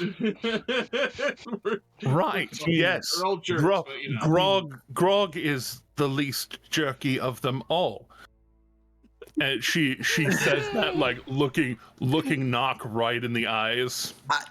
Slayer did not put any sort of like implication otherwise on there. He's just said that he's done some really impressive things. Really cool things. Yeah, I think he's a great person. yeah. And nowhere in that was he saying no, he's not an asshole. Impressive works don't necessarily mean you're not an asshole. It just means you did some impressive things. No, yeah. Voldemort did terrible things, but great nonetheless. Anyone, I reckon anyone that's got a statue made after him. Sorry. I reckon anyone who's had a statue made out of him is some sort of son of a bitch or another. But well, also like just saying, like. Knock is part of the organization that Scalen started, so I mean now, yeah. But he might not know that, but yeah, no, I fully don't know because I just joined. I liked y'all's cause. I was cool with it. I don't know history. but I mean that is the cause though. Like that's the people. Yeah. But yeah, if I can shoot us over there, and as long as there's a tree nearby that I can ship y'all to Whitestone with, then I can actually teleport back here and continue on my business. So really, we can all kind of win from it. And if you need a way back, I can zhoosh over to Whitestone, not today, tomorrow, and I can zhoosh over there, pick you all up, bring you back to Hupperduke, and continue on. If you're gonna spend a few days on Tal'Dorei, just make your way back to Whitestone, or Emon. I actually have some things from Emon that I can get over there. Actually, something from Zephyr too. Damn. So like, I can either pop in at Zephyr, I can pop in at Whitestone, or I can pop in from Emon. I don't wish to dictate everyone's actions if we do decide to go. And if we do, there is someone I would just like everyone to meet. I don't know when would we even, and he's just kind of looking around, he's like, when would we even leave, honestly? Alright, when I'm done finishing my breakfast, we could leave. We've got to do the meeting with Shades people. Oh, yes, yeah. After that though, yeah, we could scoot. Especially if they turn out to be less than savory, we could just fuck off to Tal'Dorei for a minute. Bailey, just out of curiosity, do you happen to have access to a library of sorts? Well, I'm a very proud graduate of the Alabaster Lyceum. These are a lot of names. These are a lot of names, Jeremy. For everyone else here, whoosh. I got you. I recognize the names. Yeah, no, like glazed look in Nock's eyes. Table, like, yeah, completely glazed look in Nock's eyes. Those words meant nothing and held no weight for him. For no reason whatsoever. For no reason whatsoever, during the breakfast, Airdrin's eyes would glaze over for a second. Like someone just heard a word. As your eyes glaze over, it's a very prestigious magical college in Emon.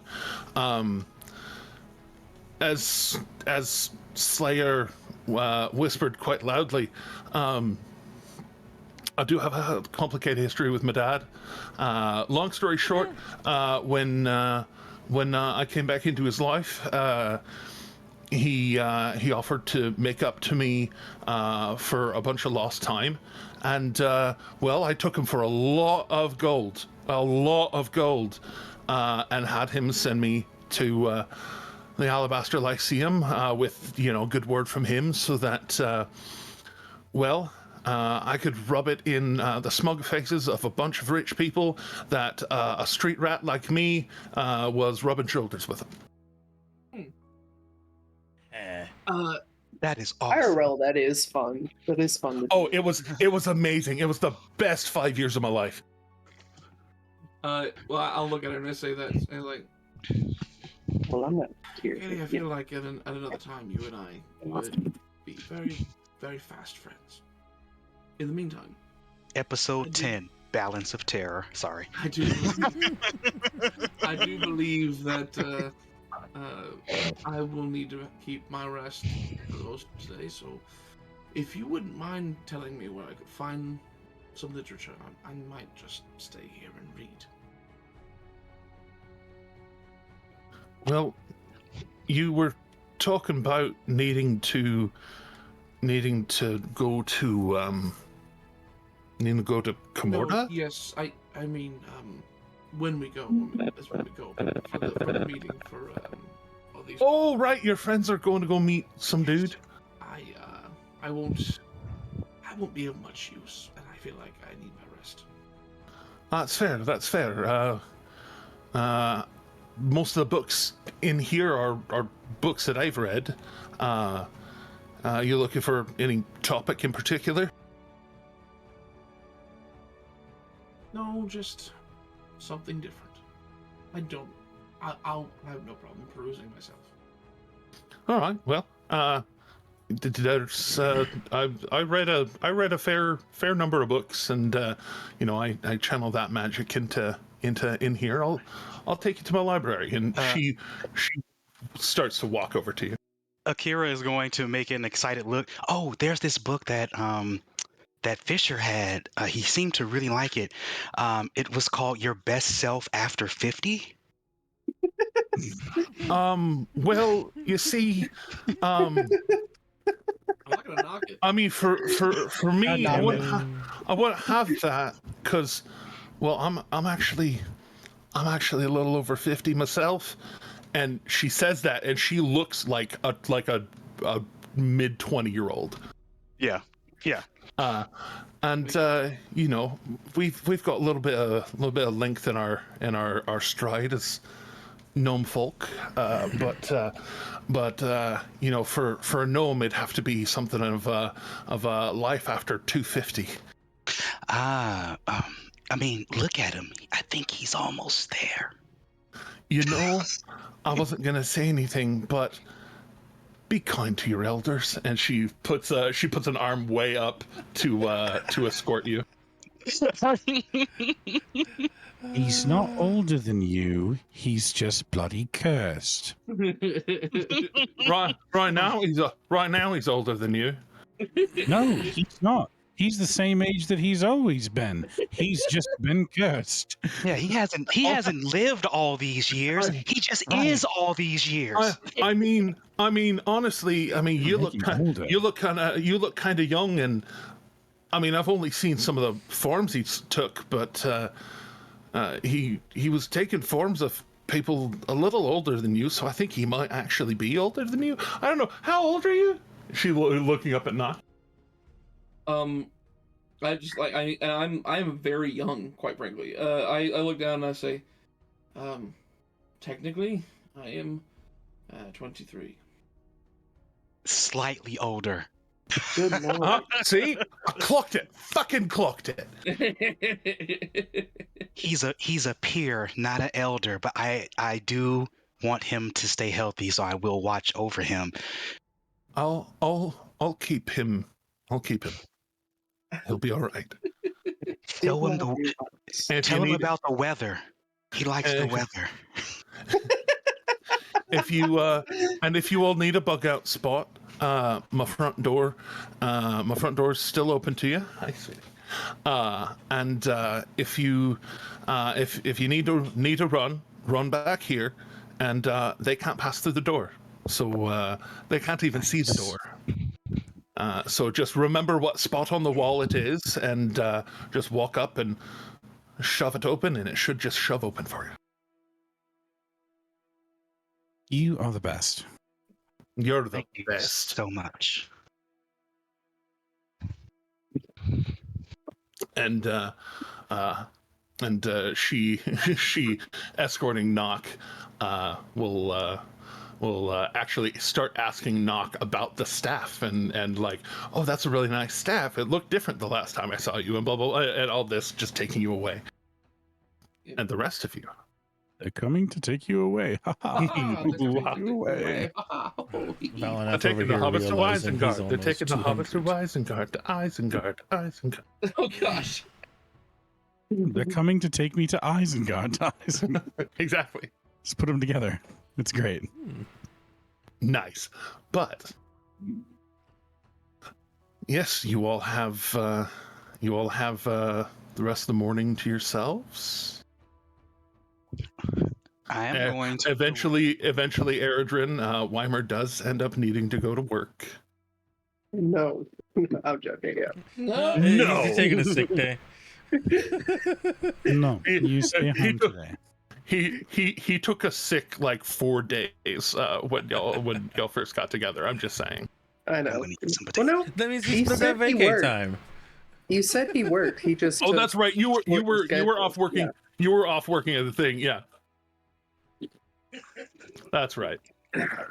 No, but Anyways.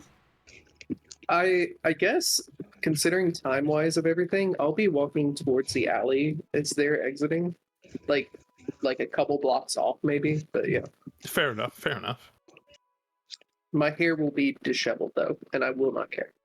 Like what you can see from under the hat. Yeah, disheveled under the hat instead of nicely brushed. Bad hair, don't care. So this meeting, when exactly is this supposed to take place? Do we even There is know? no when. They're just following us. Joy. Well, Yes. I guess I'm going to take a little bit of time, go for a couple hours, and maybe go and try and find some more herbs for some more of these health potions. We seem that we burned through a few of them. Apologies for that. No, that's why I make them.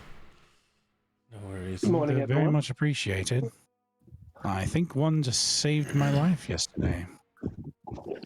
Yes, I'm quite certain that they saved mine as well. And I would imagine a few others.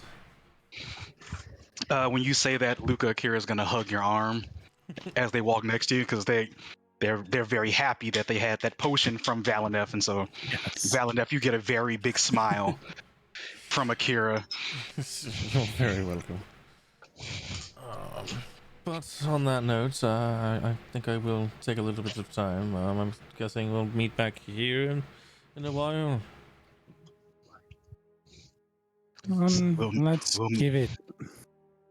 Let's give it an hour, tops. Okay, that sounds fine. It gives me enough time to maybe gather a little bit of some stuff.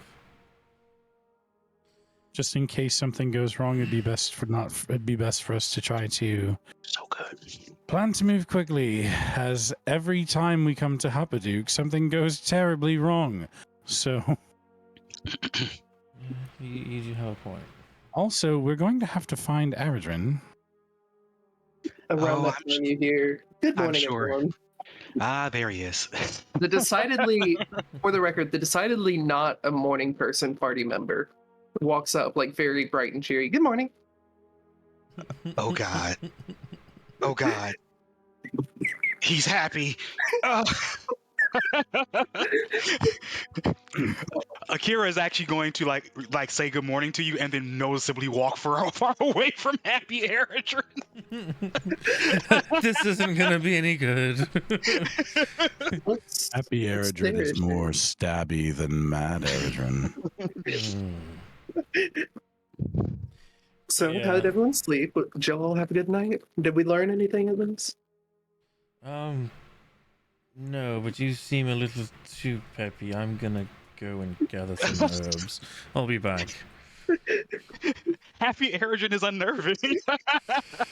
It went something like Taldori, Vox Machina, and fairies. Oh my! He's not wrong. Okay. We're We meeting getting on a with ship or? well, we're meeting with Shade's employers. We are then headed to Whitestone, and then from Whitestone, no, not to Whitestone. We're headed to where Nock is from, and then to Whitestone, and then to someplace else. Okay, several questions. Shade was employed. Oh yeah, yeah, he had a job apparently. We don't know doing what. We don't know via who, and all we know is that right now they can see us. no. Like Akira's gonna wave at the air. Whatever that somewhere. job was, it entailed finding us. The second question: are we going to be taking like? Do I need to go prepare form and function, or what on that front? I don't think we'll be able to take form and function with us. And from my understanding, I don't really think we're going to need them. Yeah, Kaylee is going to teleport us to at least 3 out of the 4 places that we need to be. Yeah. That's good to know. So, where do we go for this meeting? We don't go. They know where we are, and Luca is just going to do something, and Akira's going to wave at the air again, kind of like this, I guess, and then they're going to come out. But at the appropriate time. I thought it would be amusing to have the meeting in the Soulstar bar. So, there we go. Was it like, do we just want a public place or something? Because there's this really good cafe that I had breakfast at. It has super good like Americanas. What's an Americana? Isn't that just coffee with water? Yeah, but like they have super good like roasting techniques for their beans, like amazing stuff, great stuff. Are you sure you're not from Nicodranas? I am sitting there holding a coffee, and you will see like a little bit of jittering in my hand, just like, oh, this is only my second or third one. Yeah, but it's good stuff. Oh dear, Aradrin, oh, you've never had coffee before. Oh, Doesn't really seem healthy. Well, no, he's done this before. It gives you a lot of energy. He's done this. He's done this before. He's just usually not as happy when he's done it. So just give it time. Oh wait, Valineth had already walked away after he came in. Never mind. Oh yeah, I forgot. I'm out herb hunting for an hour.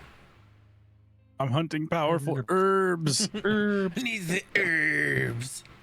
Speaking of, roll for hunting powerful herbs. So that was the herbalism, yeah. Yes. You know, I do think I would take Aradrin up on the cafe idea, because the Soulstar bar might actually get us in trouble. As much as I think it would be funny to get us in trouble again, maybe the cafe would be better. I'm sorry for throwing a cafe at you, Jeremy, knowing that I don't know if you have one there. But yeah.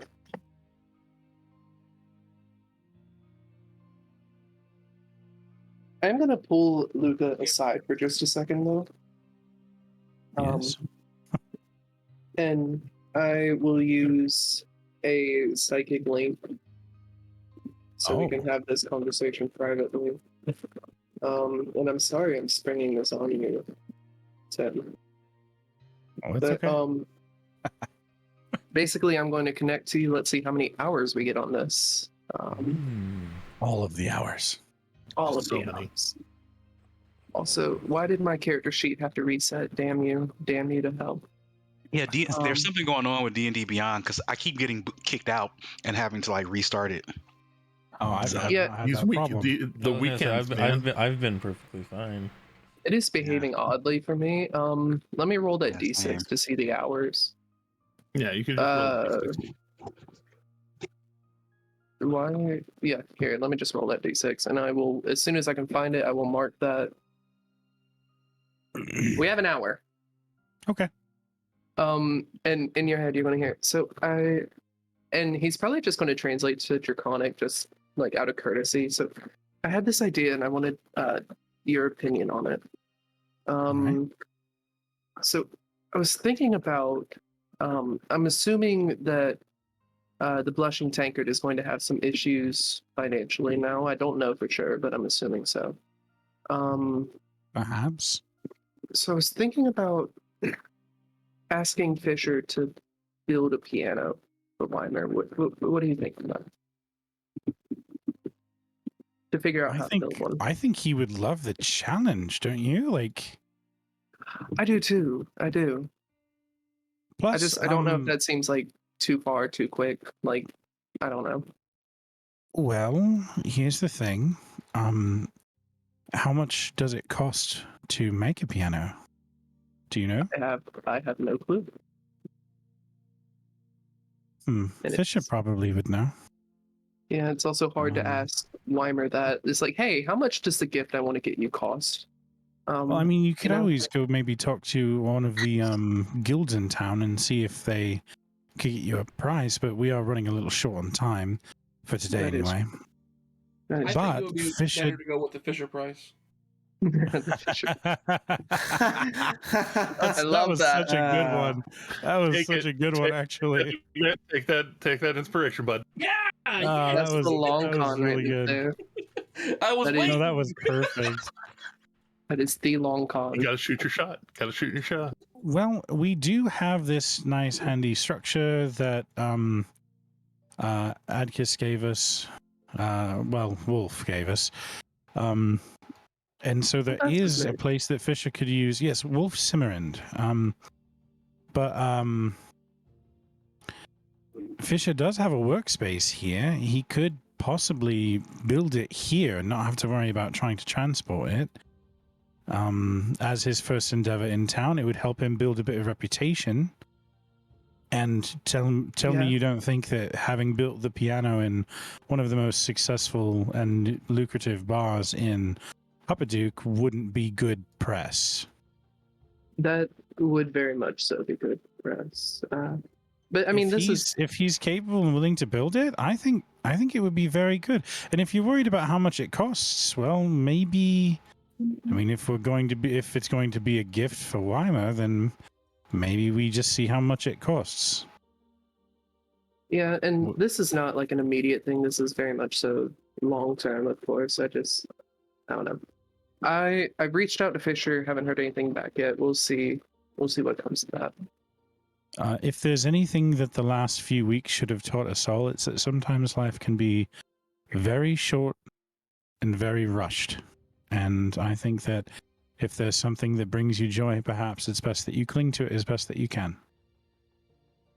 So I would be more than willing to even help at this point, because I've not seen you this happy in the entire time that I've met you. You'll hear like a thought that wasn't supposed to come to you for a second. You'll be like, damn. And then it's like, thank you. I will definitely keep you in mind for that, and I will definitely look into prices for that and into the process for that. I think it would be great. There's also a good chance that if you talk a little bit with Kaylee, she might be able to give some advice on where to get materials if there are things that Fish is not used to working with. I mean, she's the one who taught me how to play music in the first place. Very true. I will also say, I don't know if you've noticed, but I have not found a material that Fisher's not been comfortable working with, but I'll definitely look into that. I've definitely noticed he seems up to any challenge.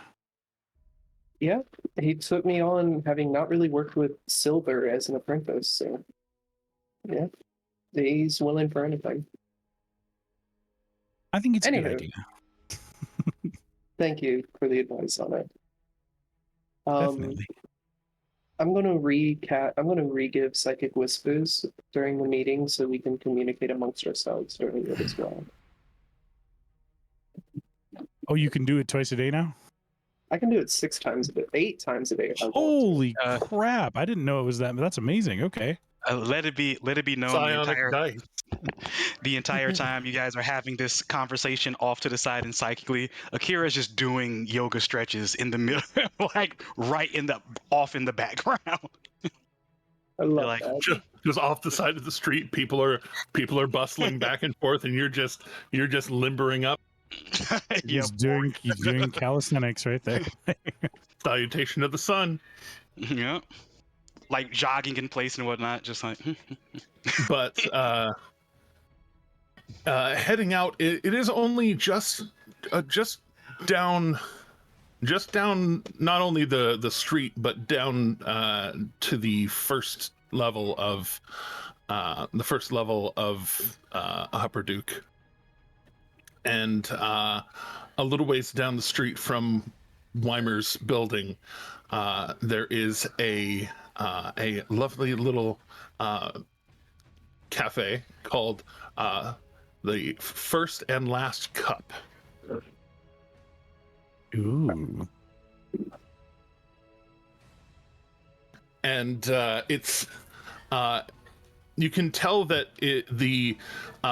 basically it looks like one of those places, kind of in the way things can be similar to the Soot Swallow, where it has the door that kind of goes up and opens. And then kind of in the little bit of interior space that it has, looks like it holds all of the tables and chairs that are put out onto the street in front. And then that area being cleared out is kind of where people order their food and everything.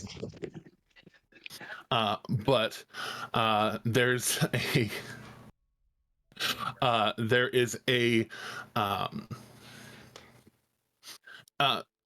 it's odd seeing a tabaxi with no fur, kind of a sphinx so cool.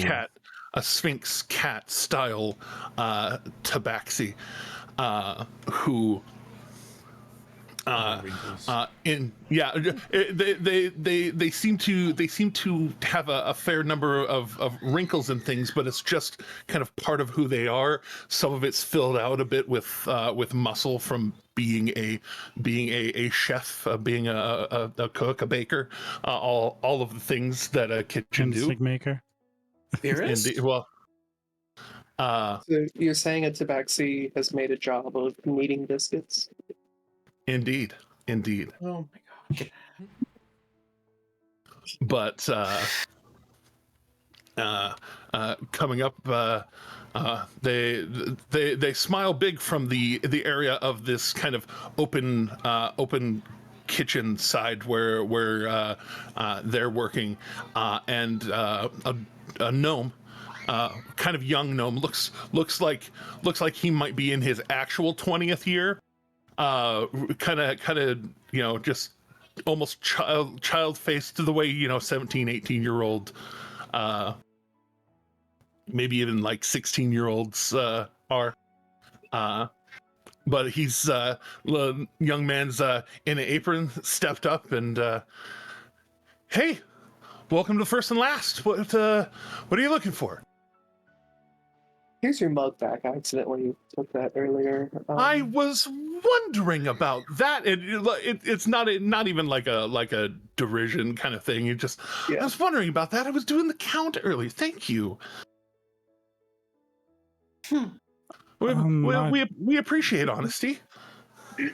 I personally would love to get a brevet, plain dry foam. Easy enough. Can whip one of those right up. I'll have an iced latte. Glass of And there's that moment where he's like, ice, and then, oh yeah, I think we do have some. I think we do have some ice. I can do that. Might have to clean it up. I can tell you what. If you pour us some water, I can make you some ice.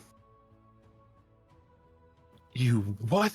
And he steps down off his stool, kind of scrambles to the back, and there's a water basin back there, and he scoops some up in kind of a low, flat kind of soup plate, the soup bowl that's really wide, and he brings it over, and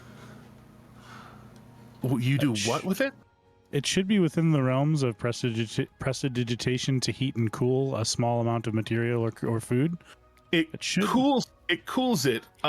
In my estimation, it can't cool it enough to freeze, and it can't heat it enough to boil. More that like as it was. I heard somebody recently talking in Celsius, basically raising or lowering by about 15 C, which from room temperature.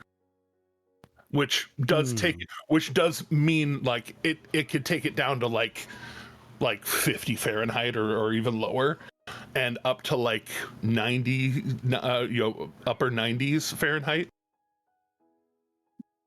So it's a good swing, but it won't ice it. There is actually a spell that specifically does. I see. Never mind. I would not have offered knowing that.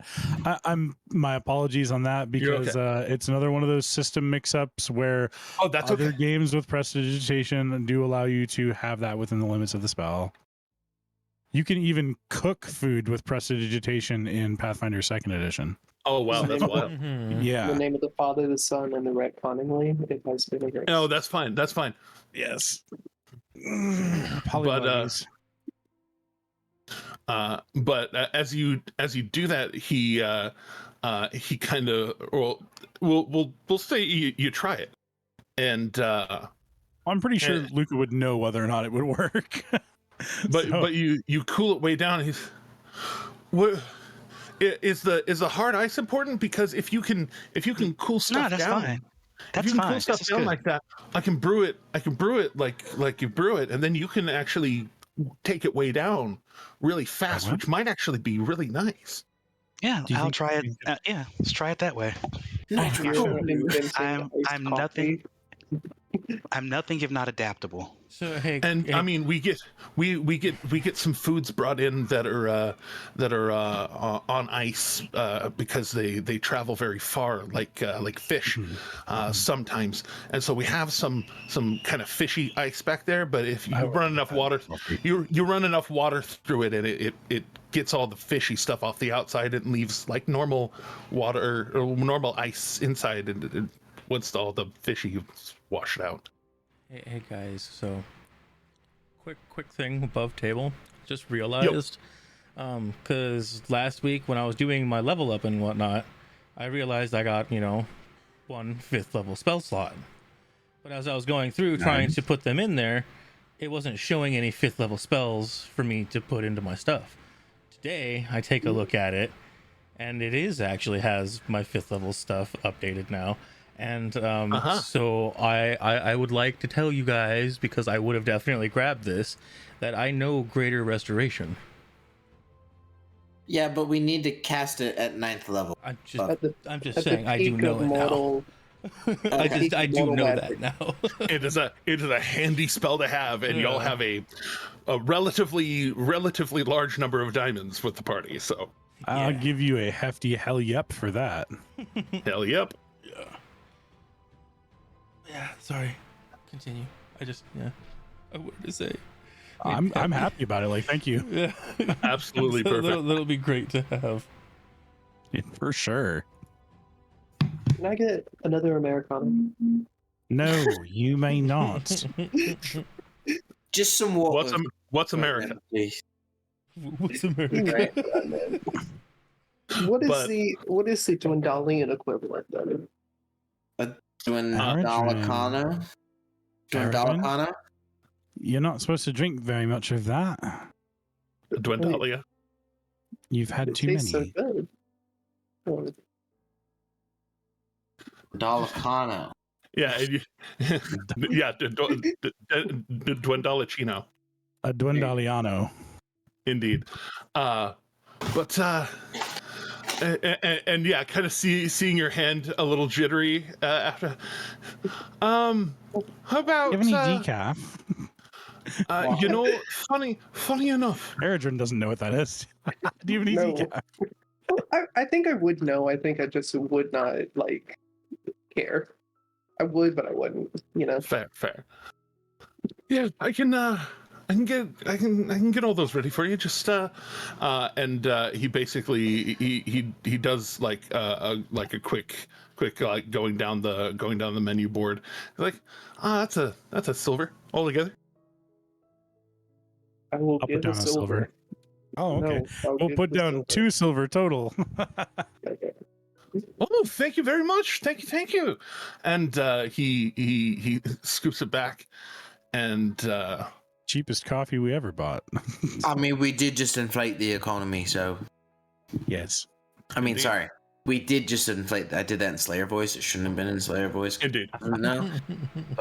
But They're one and the same. In my But yeah, he takes the two silver back behind the counter, drops it in some bowl behind the counter that you don't see, and he starts getting to work.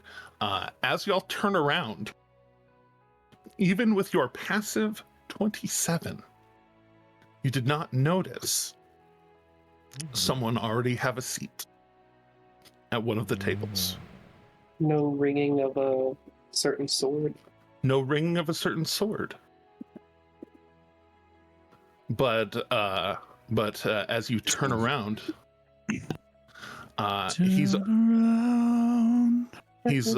already sitting on a chair, cross-legged. He's on one of the slightly thinner chairs that's for gnome folk, and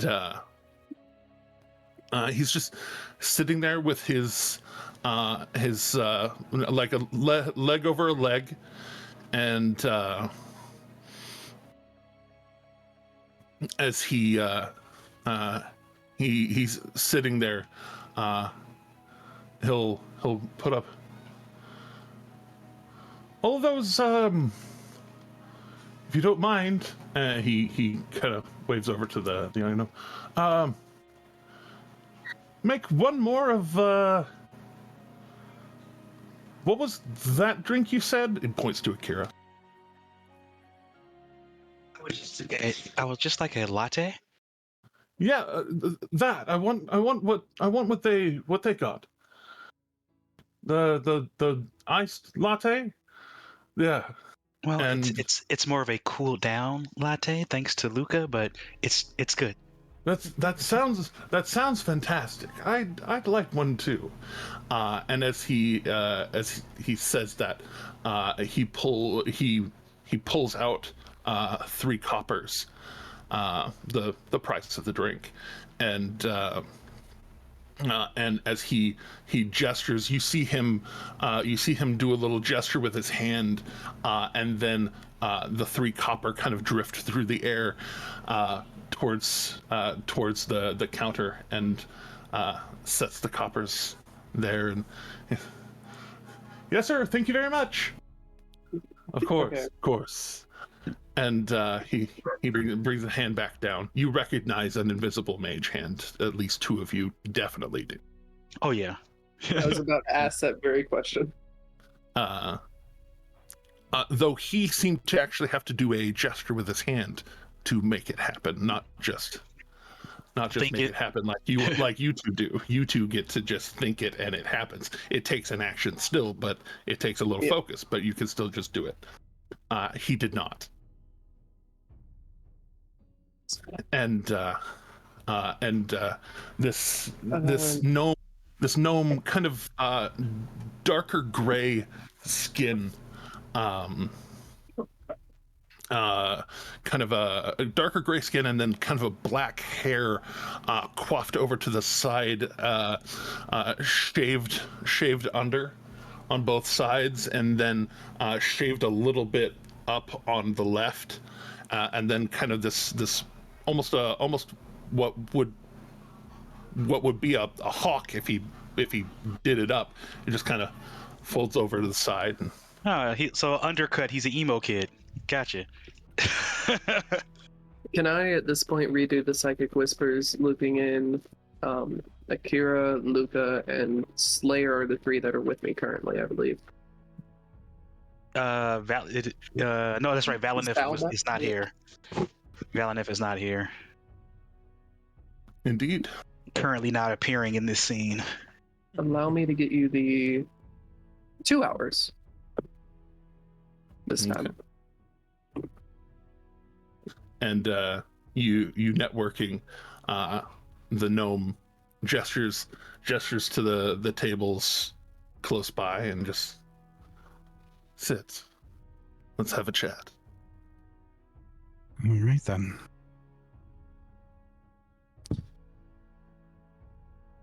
Through the telepathy, Luca, is this the one? Is this no, I'm not sure if I'd know if it's the same person or not. They were like hooded and stuff, weren't they? They were hooded, and you do see the hood down over his shoulders.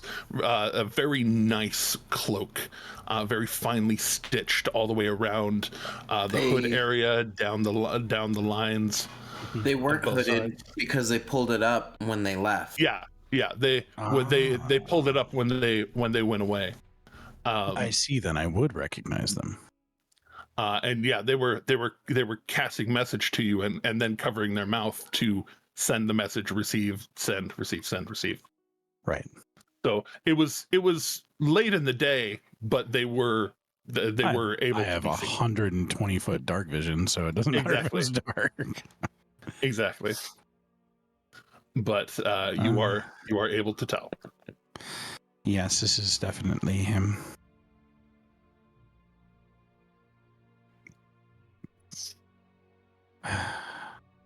So, what do you know of what happened to your friend? Oh, I know rather explicitly what happened to him. He he drew a card from a deck of many things. Yeah, you mentioned that last night. Yes. Yeah, it was in a dream. Do you want to pull one? Yeah. No, I'm not. I'm not telling him we have the deck. No, Please, I know. God. I know. Yeah, I'm not there. I'm know not that. there. So That's need to know information. He does not need to know. He drew a card from the deck of many things and was imprisoned. In the dungeon. He Yes, the nods. dungeon. I've heard of that. Where did you find a deck of many things? Well, I don't. when you make mistakes, sometimes you make enemies, and sometimes those enemies are fairies, and sometimes they try to come get revenge, and the revenge plot goes horribly wrong for them, and they end up dying, and you end up drawing from a deck of many things. Well, they didn't die. They also Yet. drew a deck of things, and they got the flames. Flames. So they're as good as dead, right? You would think after that depends on how powerful a thing that they drew the ire of. And you can tell, like, as you're talking about it, it's like you said deck of many things, and it took him like half a second to like register in his mind what. Yes, got it. It was very quick. Yeah. He seems to be bright of mind. You would think our enemies would learn to not try again after they failed the first time, but I mean, guys, above table. Come on, let's not gloat here. You remember you asked at the end of last session what we did to deserve that fight? Yep. that's fair. Same. Anyway. I didn't say it. You said. That doesn't change what I said. But...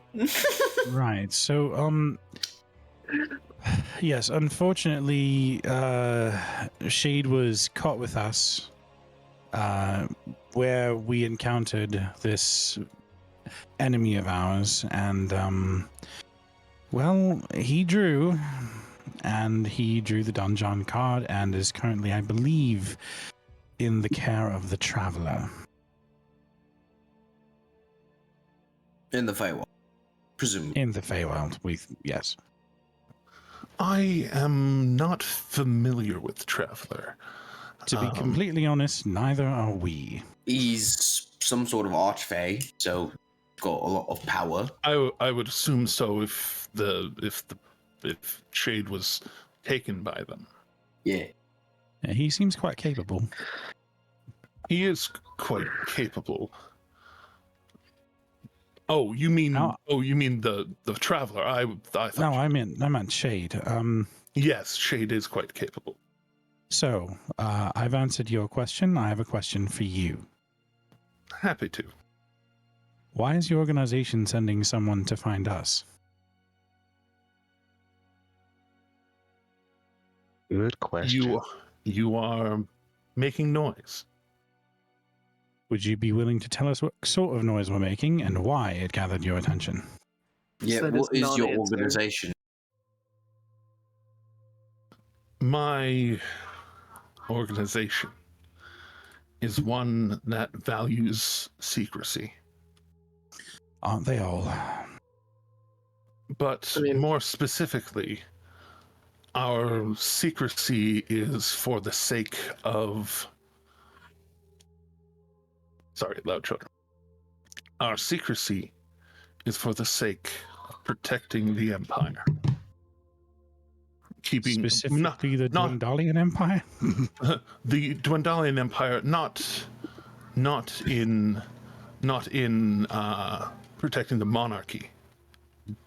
By the monarchy itself happens to be within the purview, but the people. Our purview is the people. Do you have a name for yourselves? We do, and I'm not going to give it.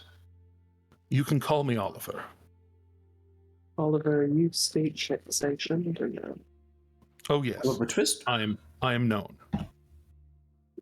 Well, I mean, more with I was trying to ask. There was like, is this a Dwendalian approved organization? Like, Yes, I am a retainer to the crown.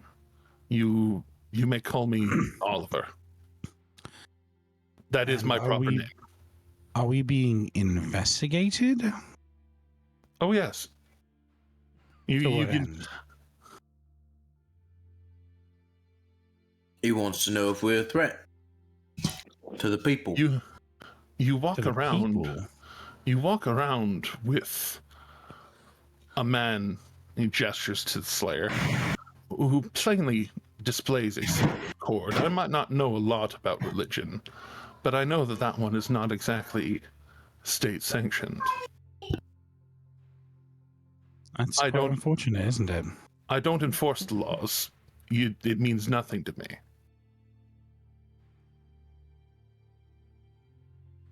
That's an unfortunate law. You're a broker of information, is what you're saying? I am a broker of making sure that those who could be a threat are not. Also, I do believe you never answered my friend and when he asked to what end are we being investigated. I'm getting there.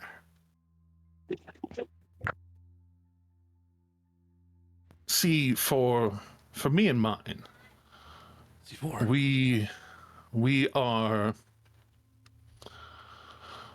How do we say this politely? We're not afraid of the threats that come up because we deal with them. And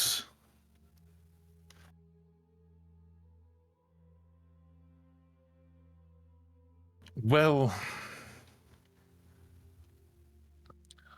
specifically groups that get very powerful, as you all seem to have, they usually become proud of themselves. They announce themselves everywhere they go. They make pomp and circumstance their bread and their butter. And it means that I don't have to do nearly as much work to investigate them. You all, on the other hand, excuse me, when I sent people to investigate, they were very hard-pressed to find things about you. Find things about you. And he looks at Eredrin. Though we did find some noise made. And several people who seem to recognize you. You are entirely a mystery. Looks towards Akira. I don't think I've met anyone quite like you. Which also means that you're very unique, easy to track.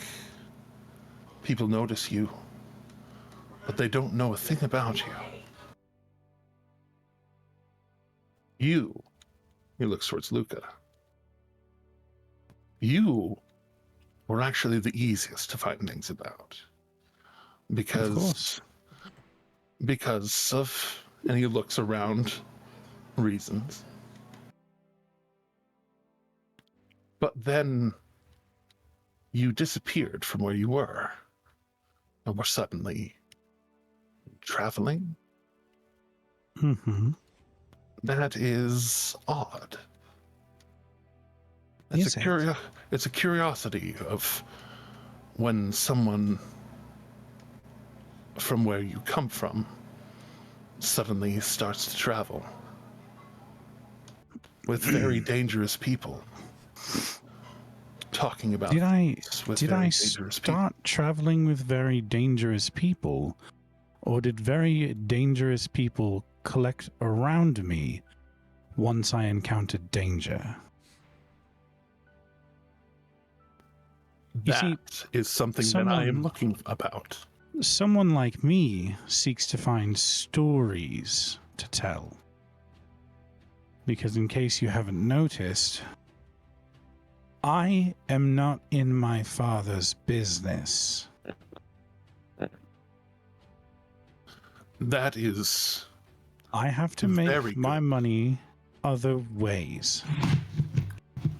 Which usually means finding inspiration, writing about the things that I've seen and done, and selling the stories to people who like to tell them. Or You have to be occasionally doing dangerous. performance myself. You have to be dangerous before you can be peaceful. And you don't get good stories sitting around doing nothing. Yes, you're not peaceful if you're not dangerous. You're harmless. And that too is where I come in. So, again, my business is evaluating dangers. Mm. And also, yes, your money does seem to do some good for your family. But your family is living much better than a traveling bard can usually make. I never said that my family were living off my earnings. Oh, yes. My family mostly makes their money off of return on investment. Yeah, but many of those investments were taken. Not all. Indeed. But that's hardly your business. That's Nicodranis. This is the Dundalian Empire. And we have friends. And we collaborate together to make sure that both groups are safe. Well, it also could be because the money that a traveling bard makes usually doesn't come to fruition till later. Indeed. Nonetheless, I actually think at this point I make more money from fairies trying to attack me and leaving magical things behind than I do from performing. True. Huh. Funny that. Hey, they attacked us in the first place. I have no doubt of that. Seriously, just on the path between Huppaduke and... Oh, no, seriously, I have no doubt of that. Yes, it's... But as far as our danger to the people and the Empire, we've never hurt anyone that didn't try to kill us first. And I don't know about you, but I think it's pretty easy to not try to kill people. And I'm always surprised when a fool makes the mistake.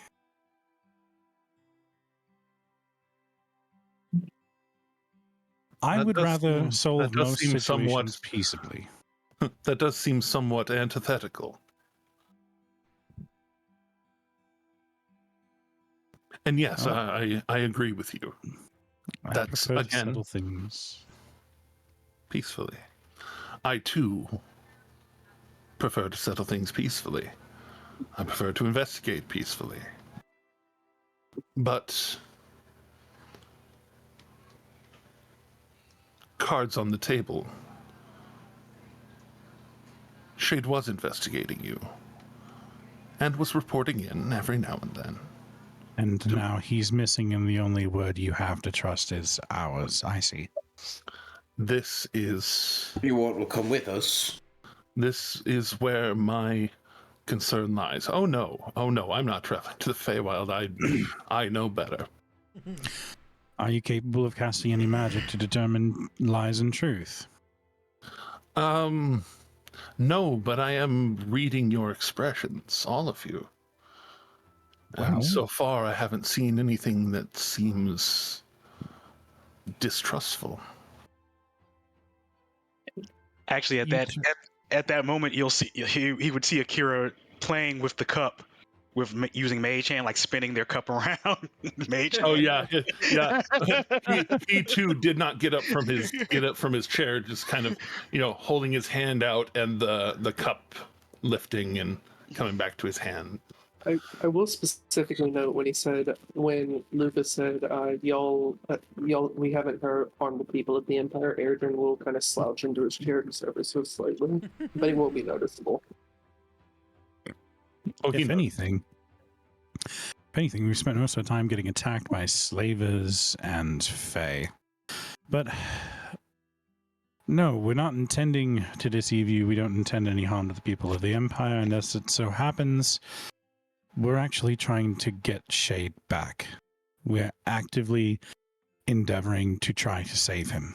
Yeah, I ended up drawing the Vizela card, and so that's how we know exactly where he is. Yes. Oh, fantastic. Yeah, so.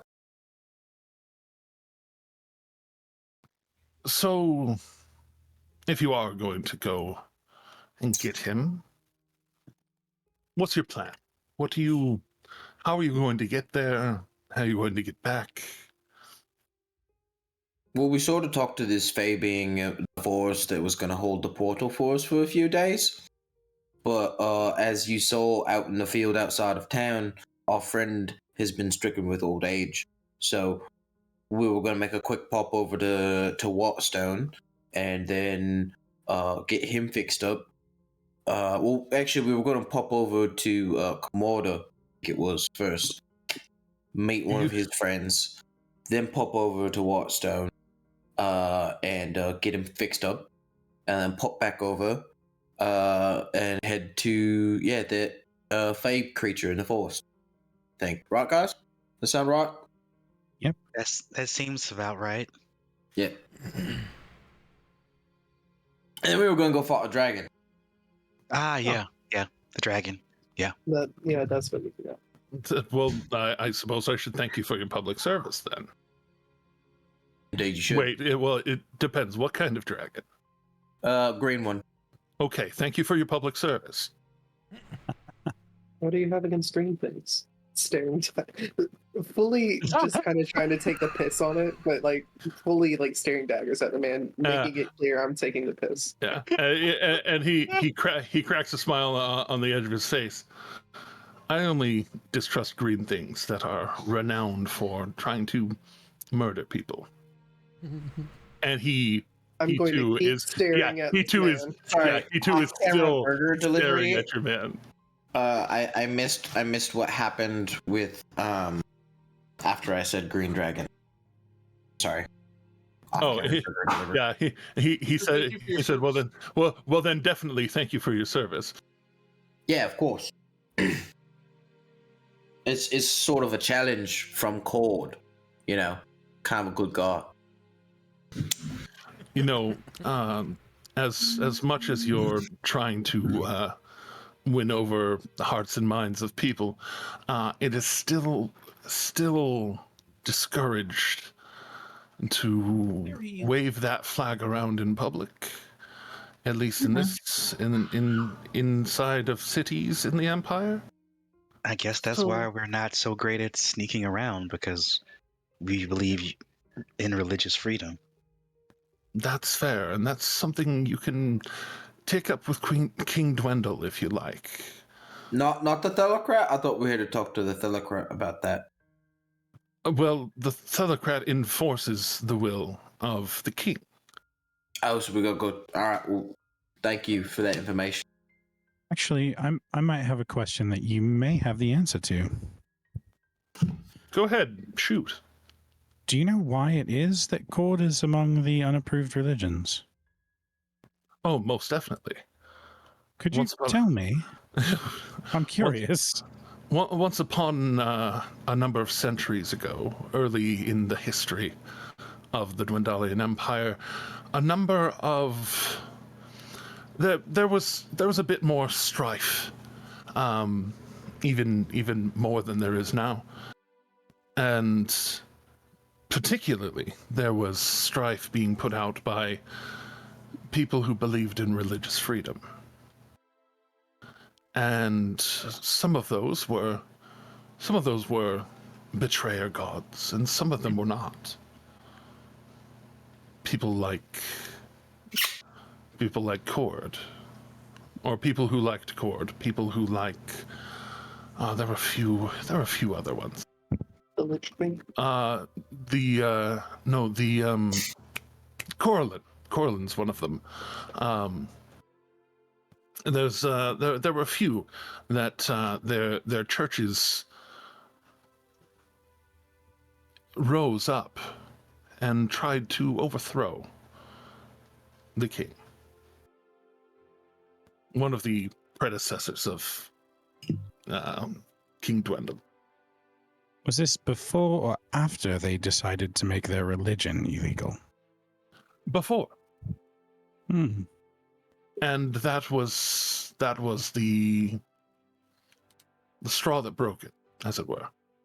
Got a curious question for you. Interesting. Were any of those who rebelled, were any of them farmers? Perhaps. No, then why didn't they make farming illegal too? Because their status as farmers was not what had them rise up. I'm implying that their status as Cordites perhaps was not either, because correlation does not equal causation. They were many religions were involved. They were organizing in the names of their gods, and they were calling on their gods for help, and in invoking their names, made it clear that people that worshipped them were somewhat dangerous. What atrocious people who worship approved religions can call upon their gods to rebel against the Empire. It's happened. Why aren't they banned? What of the people who called upon the name of the Dwendalian Empire to commit atrocious acts? Well, Arathis is bent towards law, as a lawbearer is. Bahamut is bent towards law and good. Moradin is bent towards law. Pelor is bent towards law. Ayun, at least she's a little more neutral in all things. The Raven Queen as well.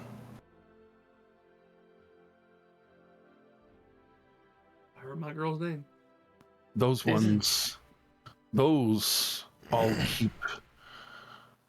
keep law and believe in law. Those are the ones that are approved, because the rebellion held by religious civilians had to be put in their place. Yes, the admonition was not a great time in the Dwendalian past. But... And don't we live in more enlightened times now? Maybe more talk and discussion instead of just outright disapproval. Or murder, or imprisonment. You... Because again, what of those who commit atrocious acts in the name of the Empire? It's all about morals and perspective, really, at that point. Indeed, and which brings me to my point, which is, do you know, like you mentioned, that that those gods are about law and about doing things the right way. Do you know what the second commandment of Cord is? You see, the thing is... Oh no, I want you to answer my question. Do you know what the second commandment of Cord is? If you don't, I'll tell you. Strength is the path to greatness, but greatness is the responsible use of strength. And that commandment is more peaceable and powerful than many of the approved religions.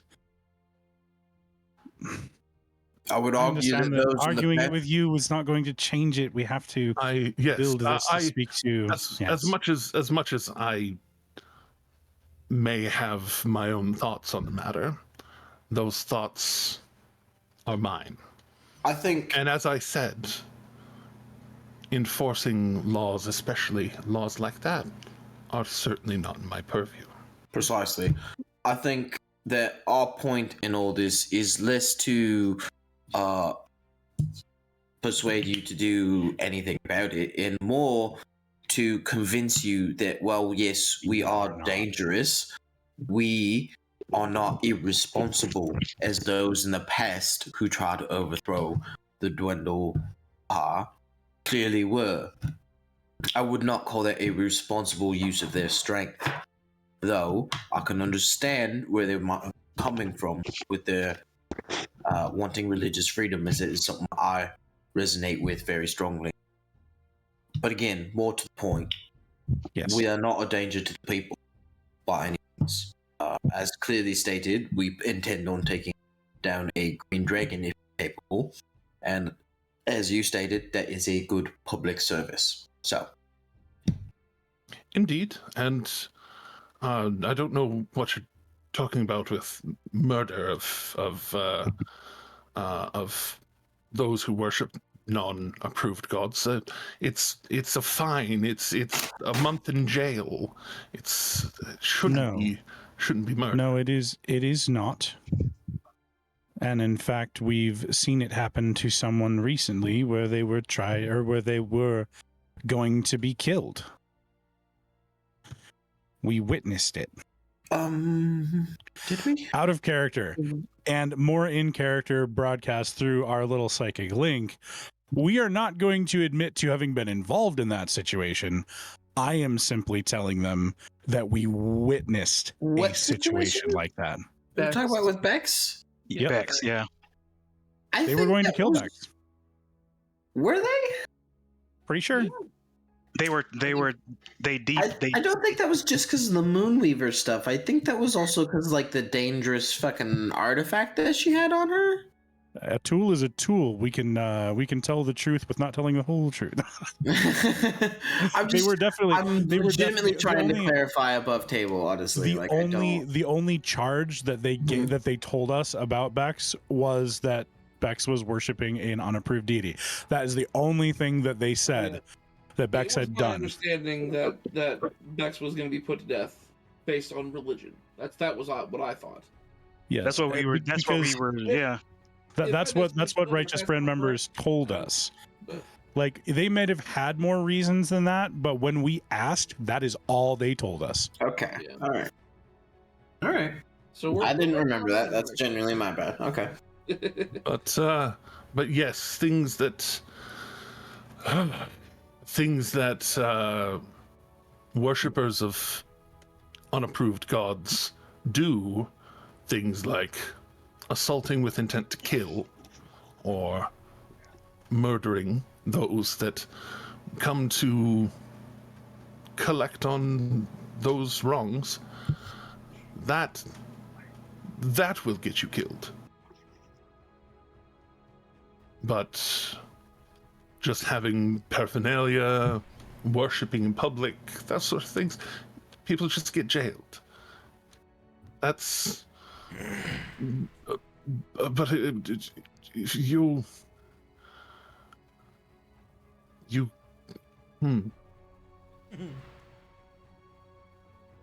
I did lose track of you for a few days there. And you came back from the south of town. You had an extra person with you. Okay.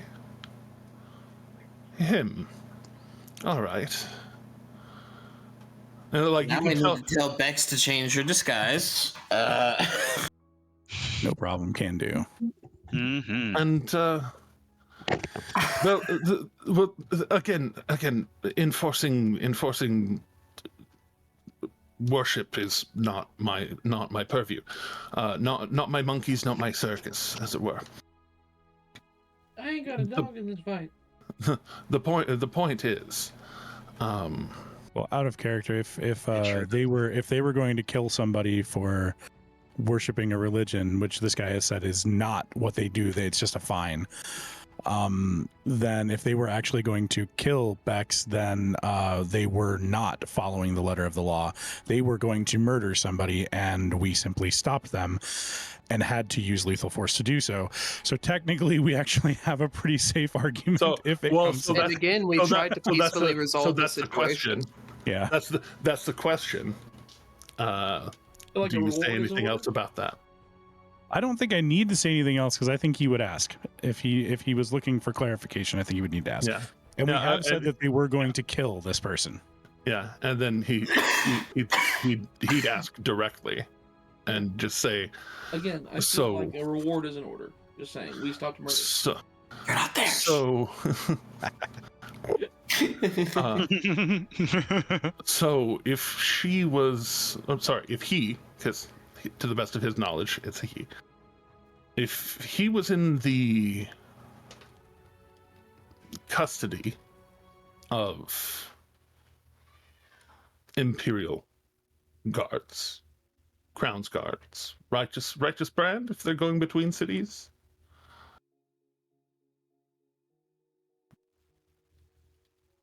You're asking me if that person was in the custody of Righteous Brand? I am. Yes. And he's no longer in the custody of the Righteous Brand. Well, that they were going to kill him for worshiping an unapproved deity. What makes you think that they were going to kill him? He would have been being transferred. They said so. Because he was not taken through the proper court of law. They attempted to spirit him out of town unnoticed. They did. There would have been no need to remove this person from town. They broke in and ransacked his residence. Mm-hmm. Well, hold on now. Where was this? And you can tell, like, the smug, the smile, the smarm has actually melted away. Yeah, now as y'all are describing it, and now you can tell, especially those of you who are particularly insightful, where he hasn't been referring to notes, hasn't been and recalling a lot of things off the top of his head. He's basically like focusing now in a way that is somebody who is trying to take notes in their head. Yeah. He's piecing it together. Mm-hmm. Basically trying to mind, almost like he's mind palacing like all of these bits. Go to your mind. Now, it was the captain who told us that they were going to, right? Yes. Was the captain, now that I'm thinking about it, maybe under the influence of that magical item that we took from them? Is the punishment maybe normally what this fellow is saying, but because the captain had just making sure, is that in mind? Probably, yes. They would be smart enough to not magic. Yeah. And the magic. Just making sure. Evil out loud. It's possible that it could have been in. Yeah, go ahead, Erdrin. Whether it was influence or not, the members of that group were willing to follow the captain's orders. I mean, just following showing orders. a willingness to break the own code that they are meant to protect. Yeah, I'm just following orders. Evil, powerful, magical orb, and the captain scared the lives. Should one follow an order if it goes directly against the code of conduct in which that person is supposed to follow in the first place? If you feel that you're not strong enough to stop the person who is fully capable of rendering you into a puddle of meat, which makes you culpable. No, bravery above all. There is no glory in cowardice. I mean, you're not wrong, but like, not everybody has that frame of mind. You know, I understand, but I feel that standing for what is right is more important. Cutting out of this, in my actual voice, from your mindset, not of course. Theirs. I would not make an exception as far as the law goes if a captain told the soldiers to commit an atrocity and they chose to commit the atrocity for fear of repercussion from the captain. I would still hold them liable for that atrocity. Yeah. Cutting out of this, in my voice, I'll speak to Oliver also. What means are the righteous brand meant to bind a prisoner? Just bind them, rope, chains, however they need to be bound. Powerful spellcaster would be bound with probably bound with their hands behind them and gagged to make sure that they can't speak. Because spells are spells. Interesting. So any sort of like magical shackles that would completely envelop the body in metal. That can be a way. The iron bands of binding are most certainly useful in cases like that. Mm-hmm.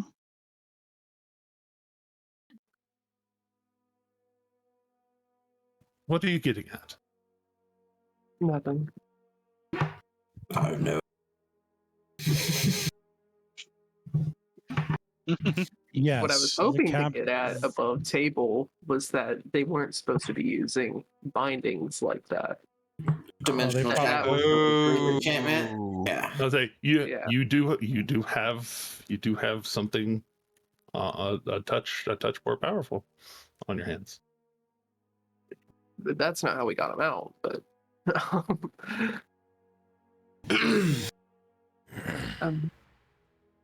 no reason. Yes. So the captain did give the order to their soldiers that they were going to kill this person. And when we asked what the crime was, the only crime that they stated was worshipping an unapproved religion.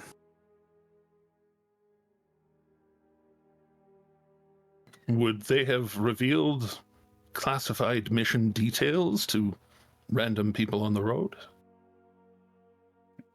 We managed to be a little clever. far as I'm aware, we do have magic to tell if people are lying or not. So.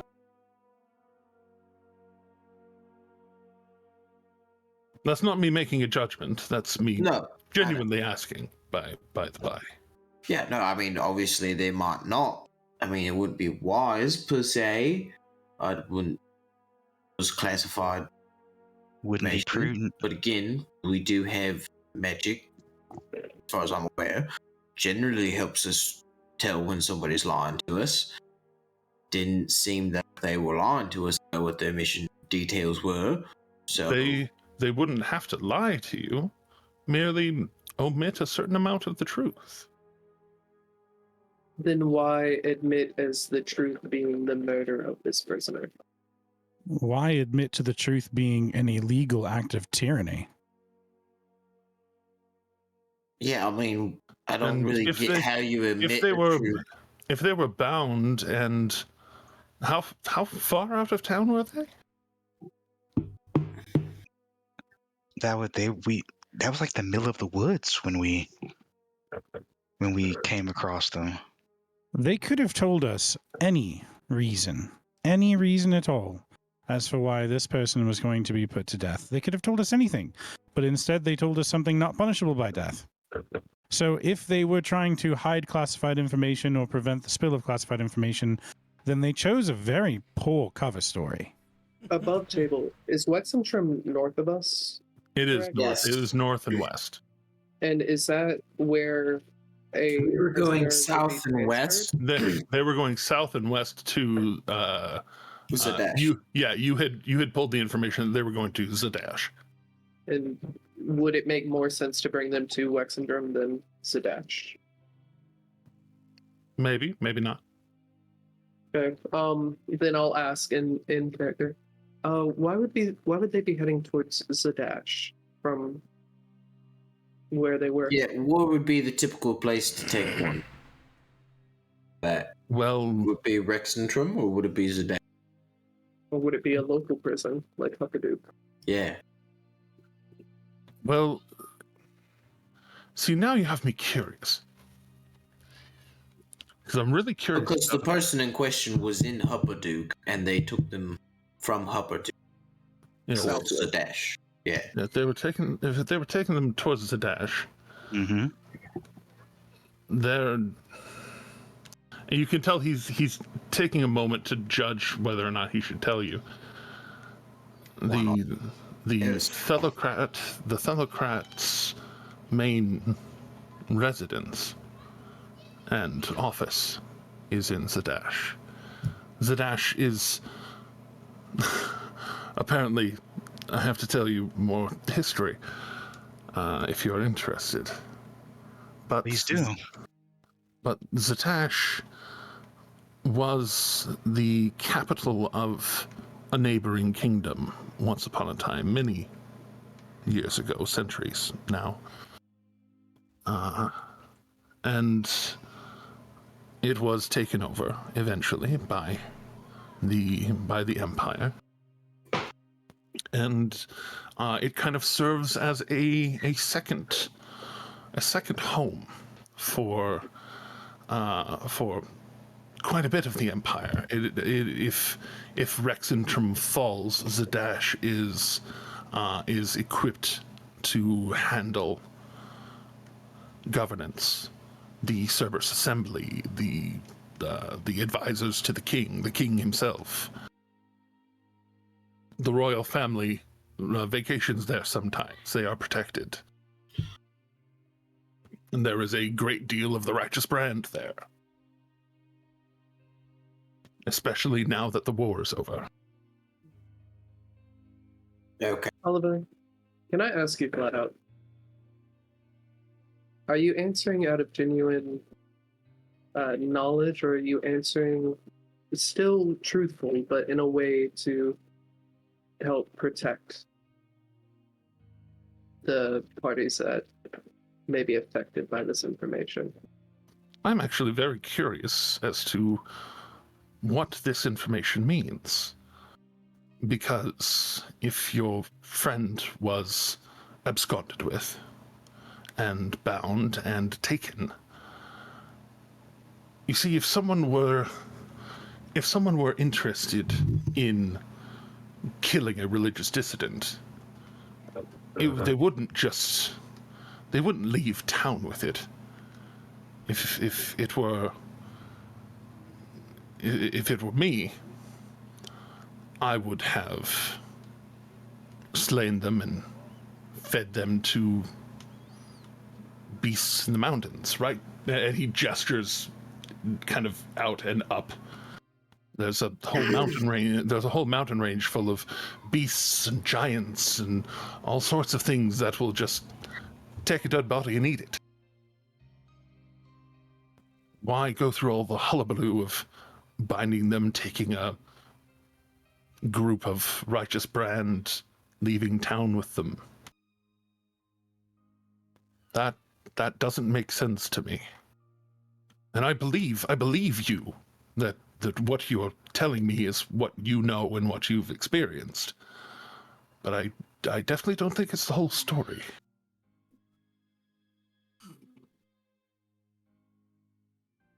It's very likely that the situation is more complicated than we even know.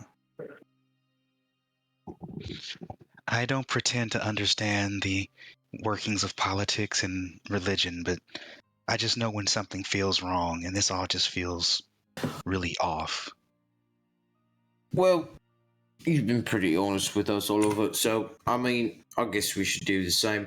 There may have also been a relatively dangerous and powerful magic and probably evil magic item in the possession of said friend as well, who was and like immediately he cuts you off. He says, "And you trust this friend?"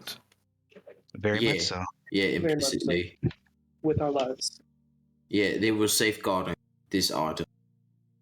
And honestly, you know, such an item, in my opinion, is safest when, you know, left A, in the care of the person who is trying to keep it safe, and B, when less people know about it in general.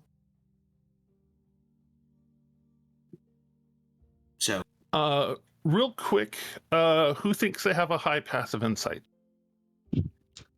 Hi, what? I'm sorry? Passive insight. Mine's 20. Okay. Go for it. Beat me by 6. Go for it. beat me by 9. Okay. Mine is 18. Same. Okay. So, I don't think Luca, I- you briefly notice Mm-hmm. as he kind of like as he's talking and gesturing, you especially who are more familiar with nonverbal communication, especially he does this thing where he hasn't been making any he's been gesticulating with his hands, but not anything suspiciously.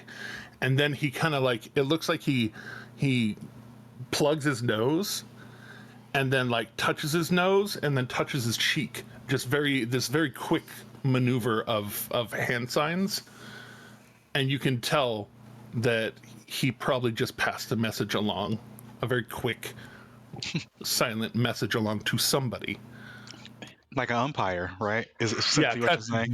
kind of like an ump, or Back catcher. an ump, Back a catcher. batter, or what have you, Right. a third base coach. Yes. But yeah, he does a very quick maneuver with his hands that looks kind of innocuous to everybody else, but for you, it pings your dar. Immediately going to broadcast to our site, to the telepathic link. Just he's making signals to someone else.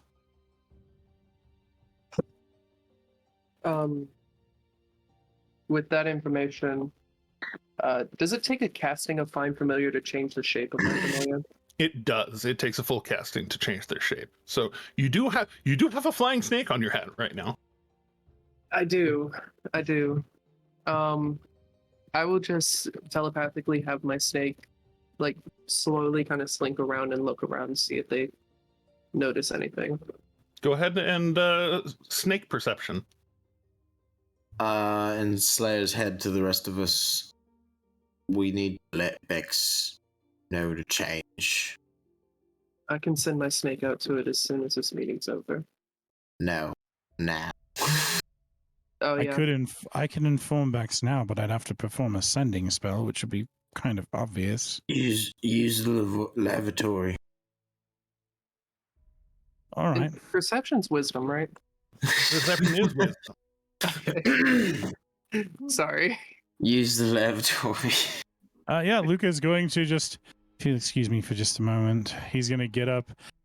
He's not going to explain why. Just if you excuse me for just a moment, and he's going to head towards the bathrooms, wherever the lavatory is. There are 20. There are public restroom like stalls along the way, chamber pots or public chamber pots that get prestidigitated by students of magic, because obviously you make the students do the grunt work. Yeah. Yep, Luca's going to head in that direction, and once he gets there, he will cast a sending spell to Bex to let them know, hey, there is, let's see, disguise got made. Change it now. it's let's see, clandestine order knows your disguise. You need to change it and get moving now.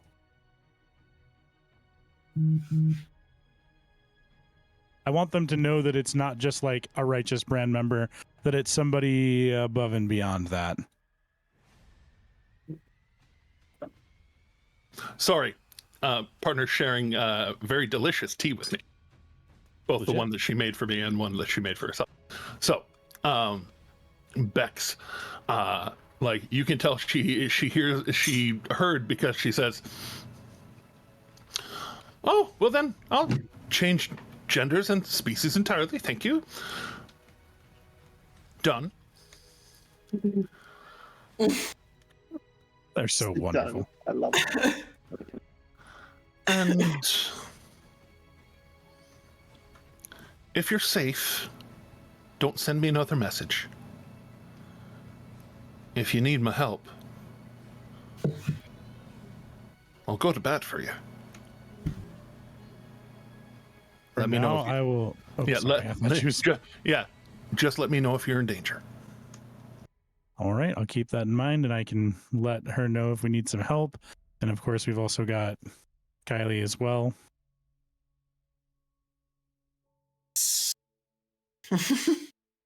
What did my 3 get me on perception? While Luca's away, you dismiss the snake, or rather, like, and see, that's the thing. Again, with Find Familiar, you can actually like very very subtly just exert your will, and they can disappear, and then a certain distance away, I forget the exact numbers, but like far enough that you could have put him Zan back on like the top of the awning above you, just taking a moment, focus, and pop him back in. And so I did not know that. Actually. Yeah, no, Find Familiar is great. It's such a good spell. But yeah, so you can dismiss him as an action and then call him back as an action within a relatively short distance, but short enough that you could have done that.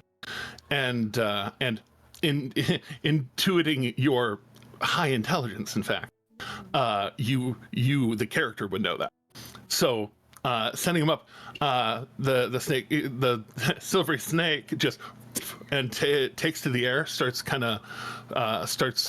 looking around, and you actually notice that Oliver, as it's flying around, he looks up and he smiles, and he looks back while Luke is away, and oh, Oh, clever. every other Sunday. Very clever boy. What do you mean by that? I invite you to try and find my friend. Whatever do you mean? My snake's hungry. Oh, you want me to go looking for some? I'm real good at finding people. I would advise against it, Oh, okay. but if you really, really want to find them, they Not particularly. could be found. But I just wanted to, I'm glad that now you are aware that I did not come into a situation with very dangerous people. That would be foolish. And not have my own backup. Of course. We don't want to give you a reason to need backup. Yeah, I deeply appreciate that, in fact. I would hate to fight inside of this lovely cafe, or at all this morning. It's been a good morning. Oh no, it's been a good morning for me too. This was a very wise idea. Thank you for the idea of iced latte. I'd only had a hot. This is very pleasant, in fact. I find them very enjoyable myself. I discovered them back home in Grimgaleer. Oh wow. Indeed. I should make it out there more often.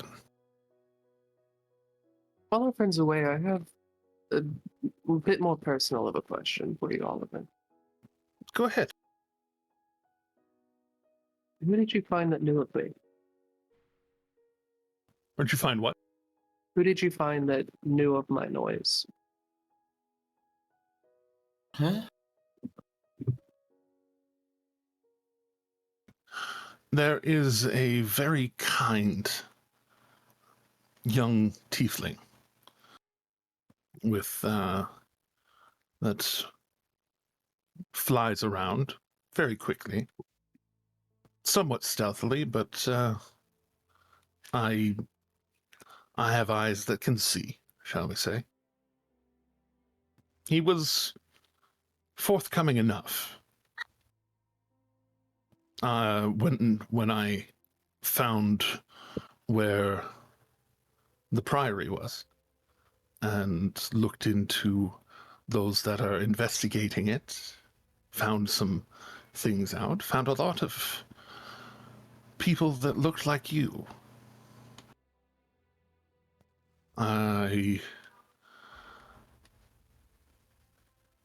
I know there's a difference between races of the Gith, factions of the Gith, however you identify yourself. I don't know what all those differences are, but I do know that they're there. And I've heard of the war between them. And that was part of what deeply alerted me, was finding that folks from other places, and he phrases it carefully, folks from other places bringing their war to our door.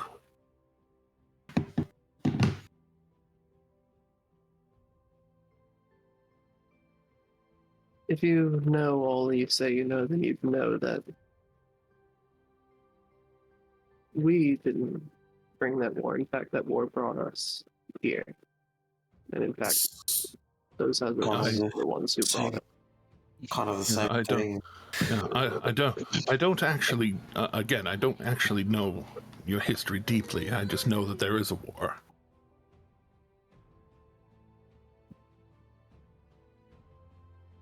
And so that was kind of the first thing that alerted me to your people.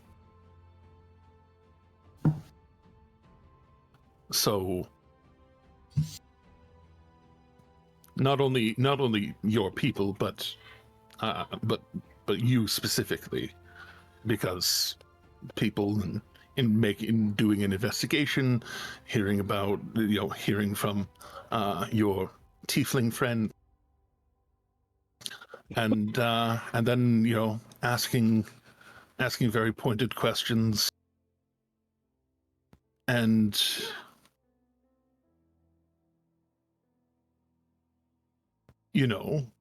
asking the pointed questions and searching for answers. And then you actually hear in your head, Eredrin, I too have been schooled in some things. He says it directly to you in your mind.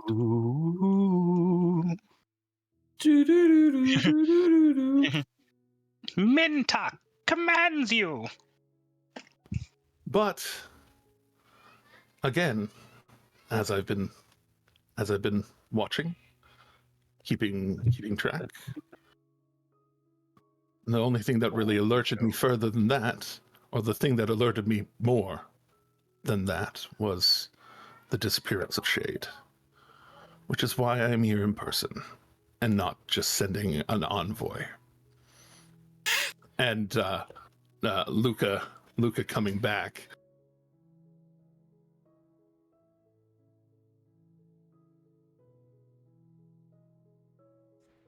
But sorry, my daughter is freaking out about freaking out. Poor kid. Anyway.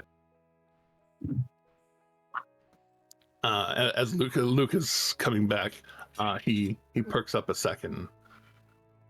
Yes, I made sure to not send an envoy, but come myself, so that I could make a judgment myself with no communication delays. See, my office is in Rexentrum, and I actually prefer it up there. So coming south and coming out, it is not exactly a common occurrence anymore. I have lots of business to take care of and lots of strings to keep tight. This is how important my people are to me. I do not just send people. I don't send people to their deaths. I don't send people to do suicide missions. I send people to go and do work and come back.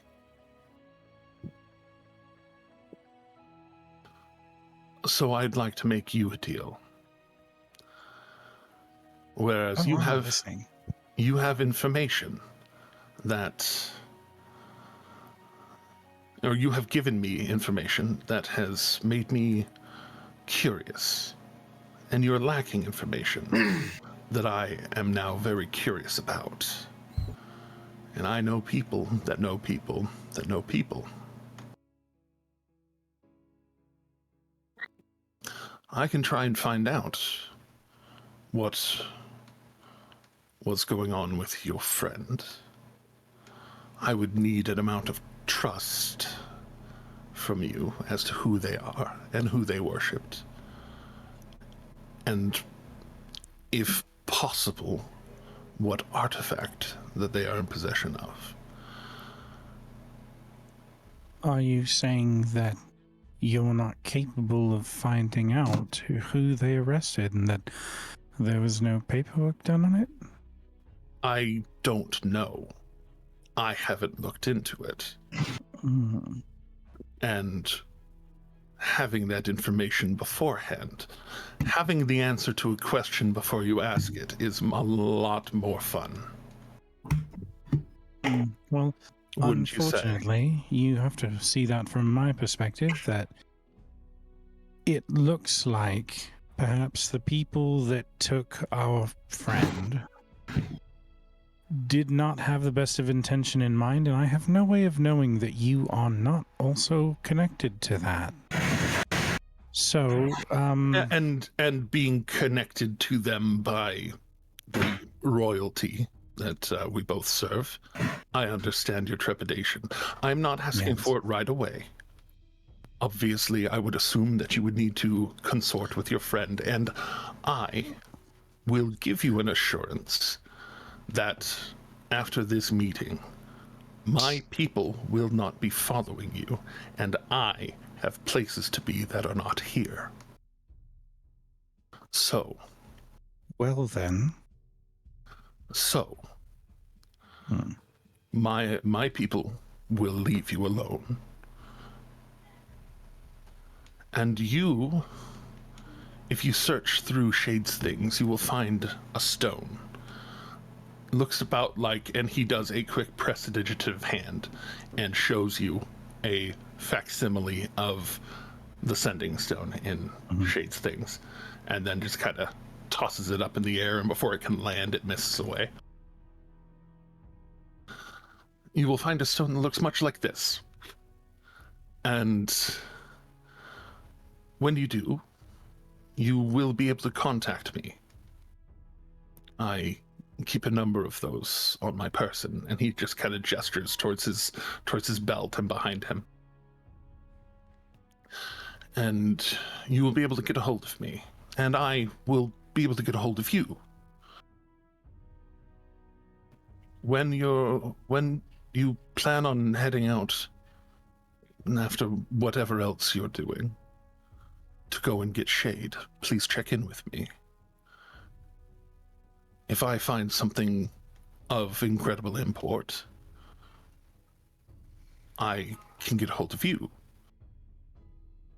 But I am very curious as to why Righteous Brand soldiers would be carrying out something so dangerous. And he says that very pointedly. Because if they're doing something that involves a dangerous artifact and extrajudicial activities, he would have said it well. I'm a moron. But if they're carrying out extrajudicial activities that are involving dangerous artifacts, that is something that I needed to know. And I would like to pursue further to make sure that other dangerous people are not a danger to my people. And my people. And he kind of does a point around just at the general area. Well, I propose then a trade in equal trust. If you're willing to have your people leave us alone, which would be agreeable, we'll seek to get Shade back. And once you verify that he's back, perhaps you can tell us the results of your investigation into this. It would help my investigation much further if I am able to have the extra information I have asked for. But you not have my necessarily comfortable with giving that information. Like I said, I will make sure to pull my people back so that you can be assured to have privacy to meet your person, because I know how valuable that can be, and if they have your trust, it would behoove me not to break the trust that you have with them. That I will... The best I can give you is my word as a gentleman, as a person of repute, of all of that, but I do give you that word. Well, we believe very greatly in being responsible with your power.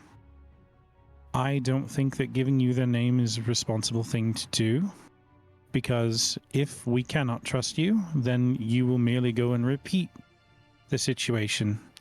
And so I feel it would be better to trust your ability to use deductive reasoning and investigative abilities and talents to find what you can about the operation that was performed without this additional information.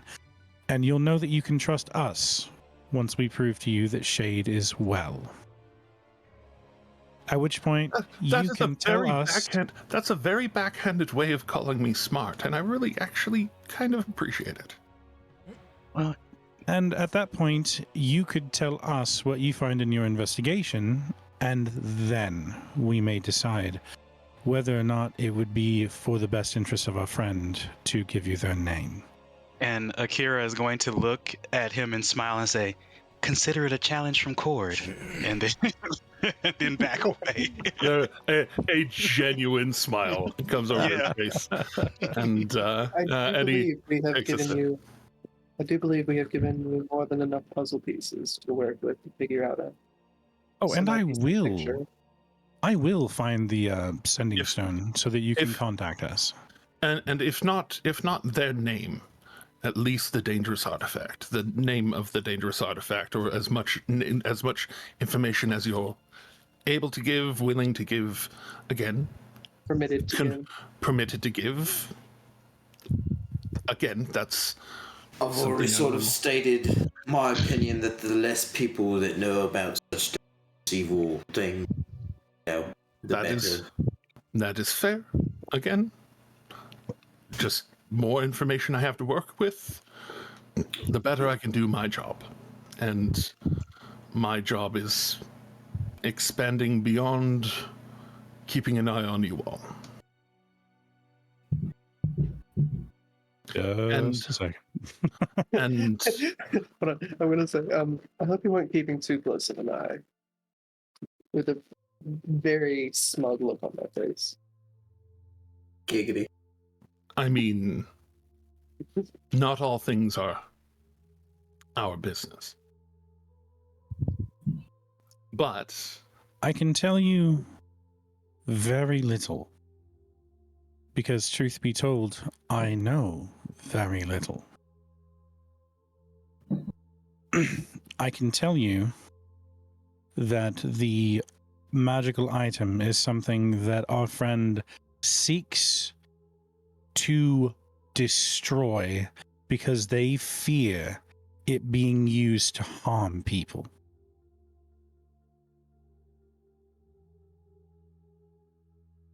It has received a blessing from, and now this is, mind you, I don't know the spelling. It's Avandra and Corlin? Yeah, Avandra and Corlin. Yeah, Corlin. Okay, yeah, like Corlin Arathian. Yes. So it received a blessing from Avandra and Corlin Arathian, and has been previously used to defend the world during divergence and calamity times. That is genuinely all the information I have. I can't tell you the name, I can't tell you the shape or form, and that's the only reason I feel comfortable giving you this much information is because, frankly, I'm not sure how much it's actually going to help, but it's what I have. Slayer was called, right? What was Slayer that? was what? Slayer knows what it was called, right? Yeah, but Slayer's made it very clear that he's just making the fewer people who know about it, and I agree with that. Like, I think that's So, but I'm just giving this much so that if maybe he does have some information, it can point him in the right direction at least, without having to like give the name. Like, I think that giving the name would be like bad, but this short description I think is probably okay. But our friend seeks to destroy this and has mentioned that it causes great harm to the person who carries it. I can attest to that. Most artifacts that are made with evil intent or are imbued with evil intent, most of the time they will take a toll on their wielders. I don't necessarily know that it's evil. Excuse me. I just know that it is powerful. It's evil, Luca. Is it? Trust me. She told us. Yeah, you were starting to talk about the jewel above table. You were starting to talk about the jewel that she was wanting y'all to go after in Marquette. Oh yeah. The thing that she has is not blessed by Avandra or Corlin. Oh shit, my bad. That's okay. That's okay. We can invoke that's what I retconningly thought on she was that. talking about. Yeah, Starring no. retconningly. Yeah, no. The jewel that she sent you for in Marquette was Avandra. Let me look it up. It's a real thing. It's a real thing. Also, thank you for the reminder that we have 10 more minutes. Yes. If you can't tell by the way I use my stuff. Here we go. I'm I a like scatterbrain that don't have no notes. Don't have no notes. Nailed it. Fucking nailed it.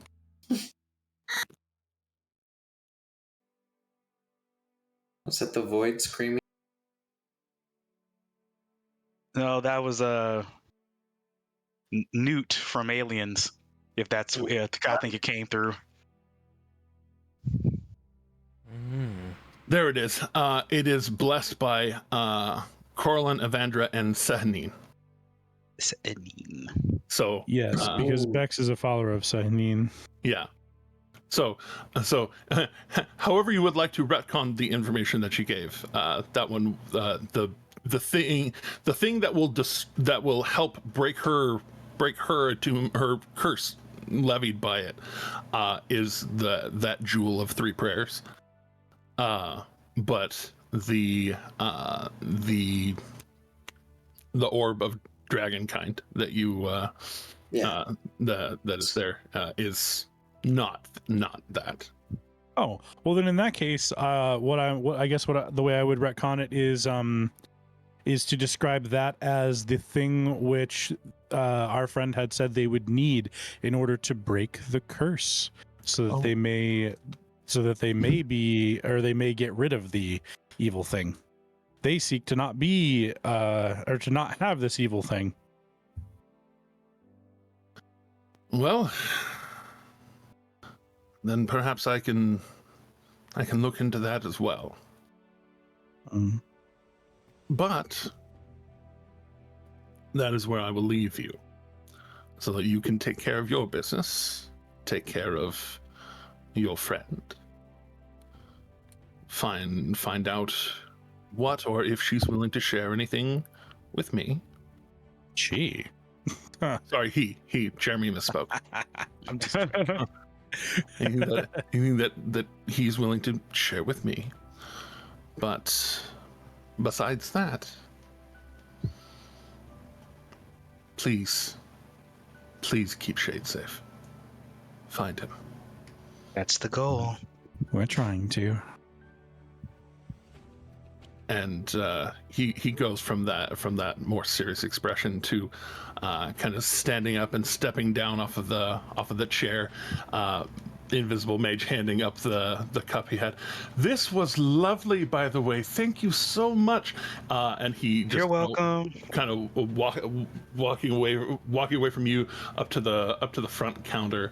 And he puts a silver down and says, "Best cup of coffee I've had in months. Thank you." And the kid again, kind of like super excited, like, "Oh my god! Like people are tipping me so heavy today." Yeah. And good day. As silver in this economy. Indeed, it's a good day to be a barista. And Akira's gonna take another sip of theirs and smile, and then pull it down, smile at everyone at the table. I thought he was nice. He doesn't regret that master's in philosophy now. Yeah, he just like without actually saying goodbye to you all, he starts walking down the road again, and then you see him again. He flips up the cloak and just like it shimmers, and then he shimmers, and that's pretty cool. Right before he disappears, just to be that asshole, I would like to say have a good day telepathically to him. Since he wanted to get in my head, I'll get in his head too. Probably. Oh yeah, you do that, and he'll stop and turn to look at you as he's starting to pull up his hood, and say, You as well. And you can tell, he just telepathically, you might have meant it with a certain amount of, but he responds what feels genuinely, at least. It's you too. Get in my head, I'll get in yours. Sorry. Indeed. Well, that was interesting. Indeed. Those in the link will hear me say, "Get in my head, I'll get in yours, asshole." I don't know if we're locked him up. I don't know either. He heavily relied on veiled threats. Well, I didn't say I liked him. I just said he was nice. Well, actually, I mean, he didn't even really make a veiled threat at us. He more was kind of like, prove yourself. No, he was kind of just more like, what happened to Shade? What are you doing in the country? Well, that's the thing, though, is that he thought at first that he thought that we were the reason that Shade disappeared, and it's not necessarily the case. It seemed like he wanted us to prove that we were people that he could trust, and that I told him that we were looking to find Shade when he first spoke to me, and I don't think that he 100% believed me, but I think that at least we're on a better road to that understanding. I'll just say, I know what he said was true, but he didn't have to call me a murderer at least twice. Is more what I'm getting at. Oh, get over it. Wait, I'm not there. But with that, you're all able to finish your coffees, reconvene, get together after a little bit. Getting back to Valineth. Valineth is up cooking potions again. Kaylee is conversing with Nock very forwardly, just having that kind of philosophical argument where kind of thing where one of you is definitely taking a piss on the other, and it's definitely Nock. But with that, sorry Beardy, sorry Teddy, y'all extorted yourselves from the situation. But Beardy, we you're are muted. now We didn't at. hear you. No, I was saying all good. I am more than happy to step back for story reasons. Like, it wasn't my time to be in the light. So. But that's all right. And we are at 2 minutes till 3, at least my time and Teddy's time, which is when he very politely asks us to be done so that he can go and, I don't know, make money, do work. You got a job, Teddy? Who's got a job? You got a job like a square? I know. It's All the cool kids are want to staying make home sure watching cartoons. I want to make sure to wish I respect could. his time as he always respects ours. So thank you everyone for showing up, all of the players and all of you viewers. We really appreciate you showing up for us each and every week. The follows really mean a lot. The subscriptions really mean a lot. The help on Patreon really means a lot. And it helps us keep going in our story. So, thanks a lot. You know what to do, all the buttons. I'm sure somebody's going to say something about it in a minute. So here at the end, as always, please remember that kindness is always free. And please, please, please keep going. Don't forget to like, comment, subscribe, hit the bell for notifications. Check out the YouTube, TikTok, Patreon. Check out the Kickstarter for Clockmaster's Codex, and check out Ronin's Den YouTube channel. Thank you. Yeah, all the things. See you Brandon all. Sanderson, please sponsor us.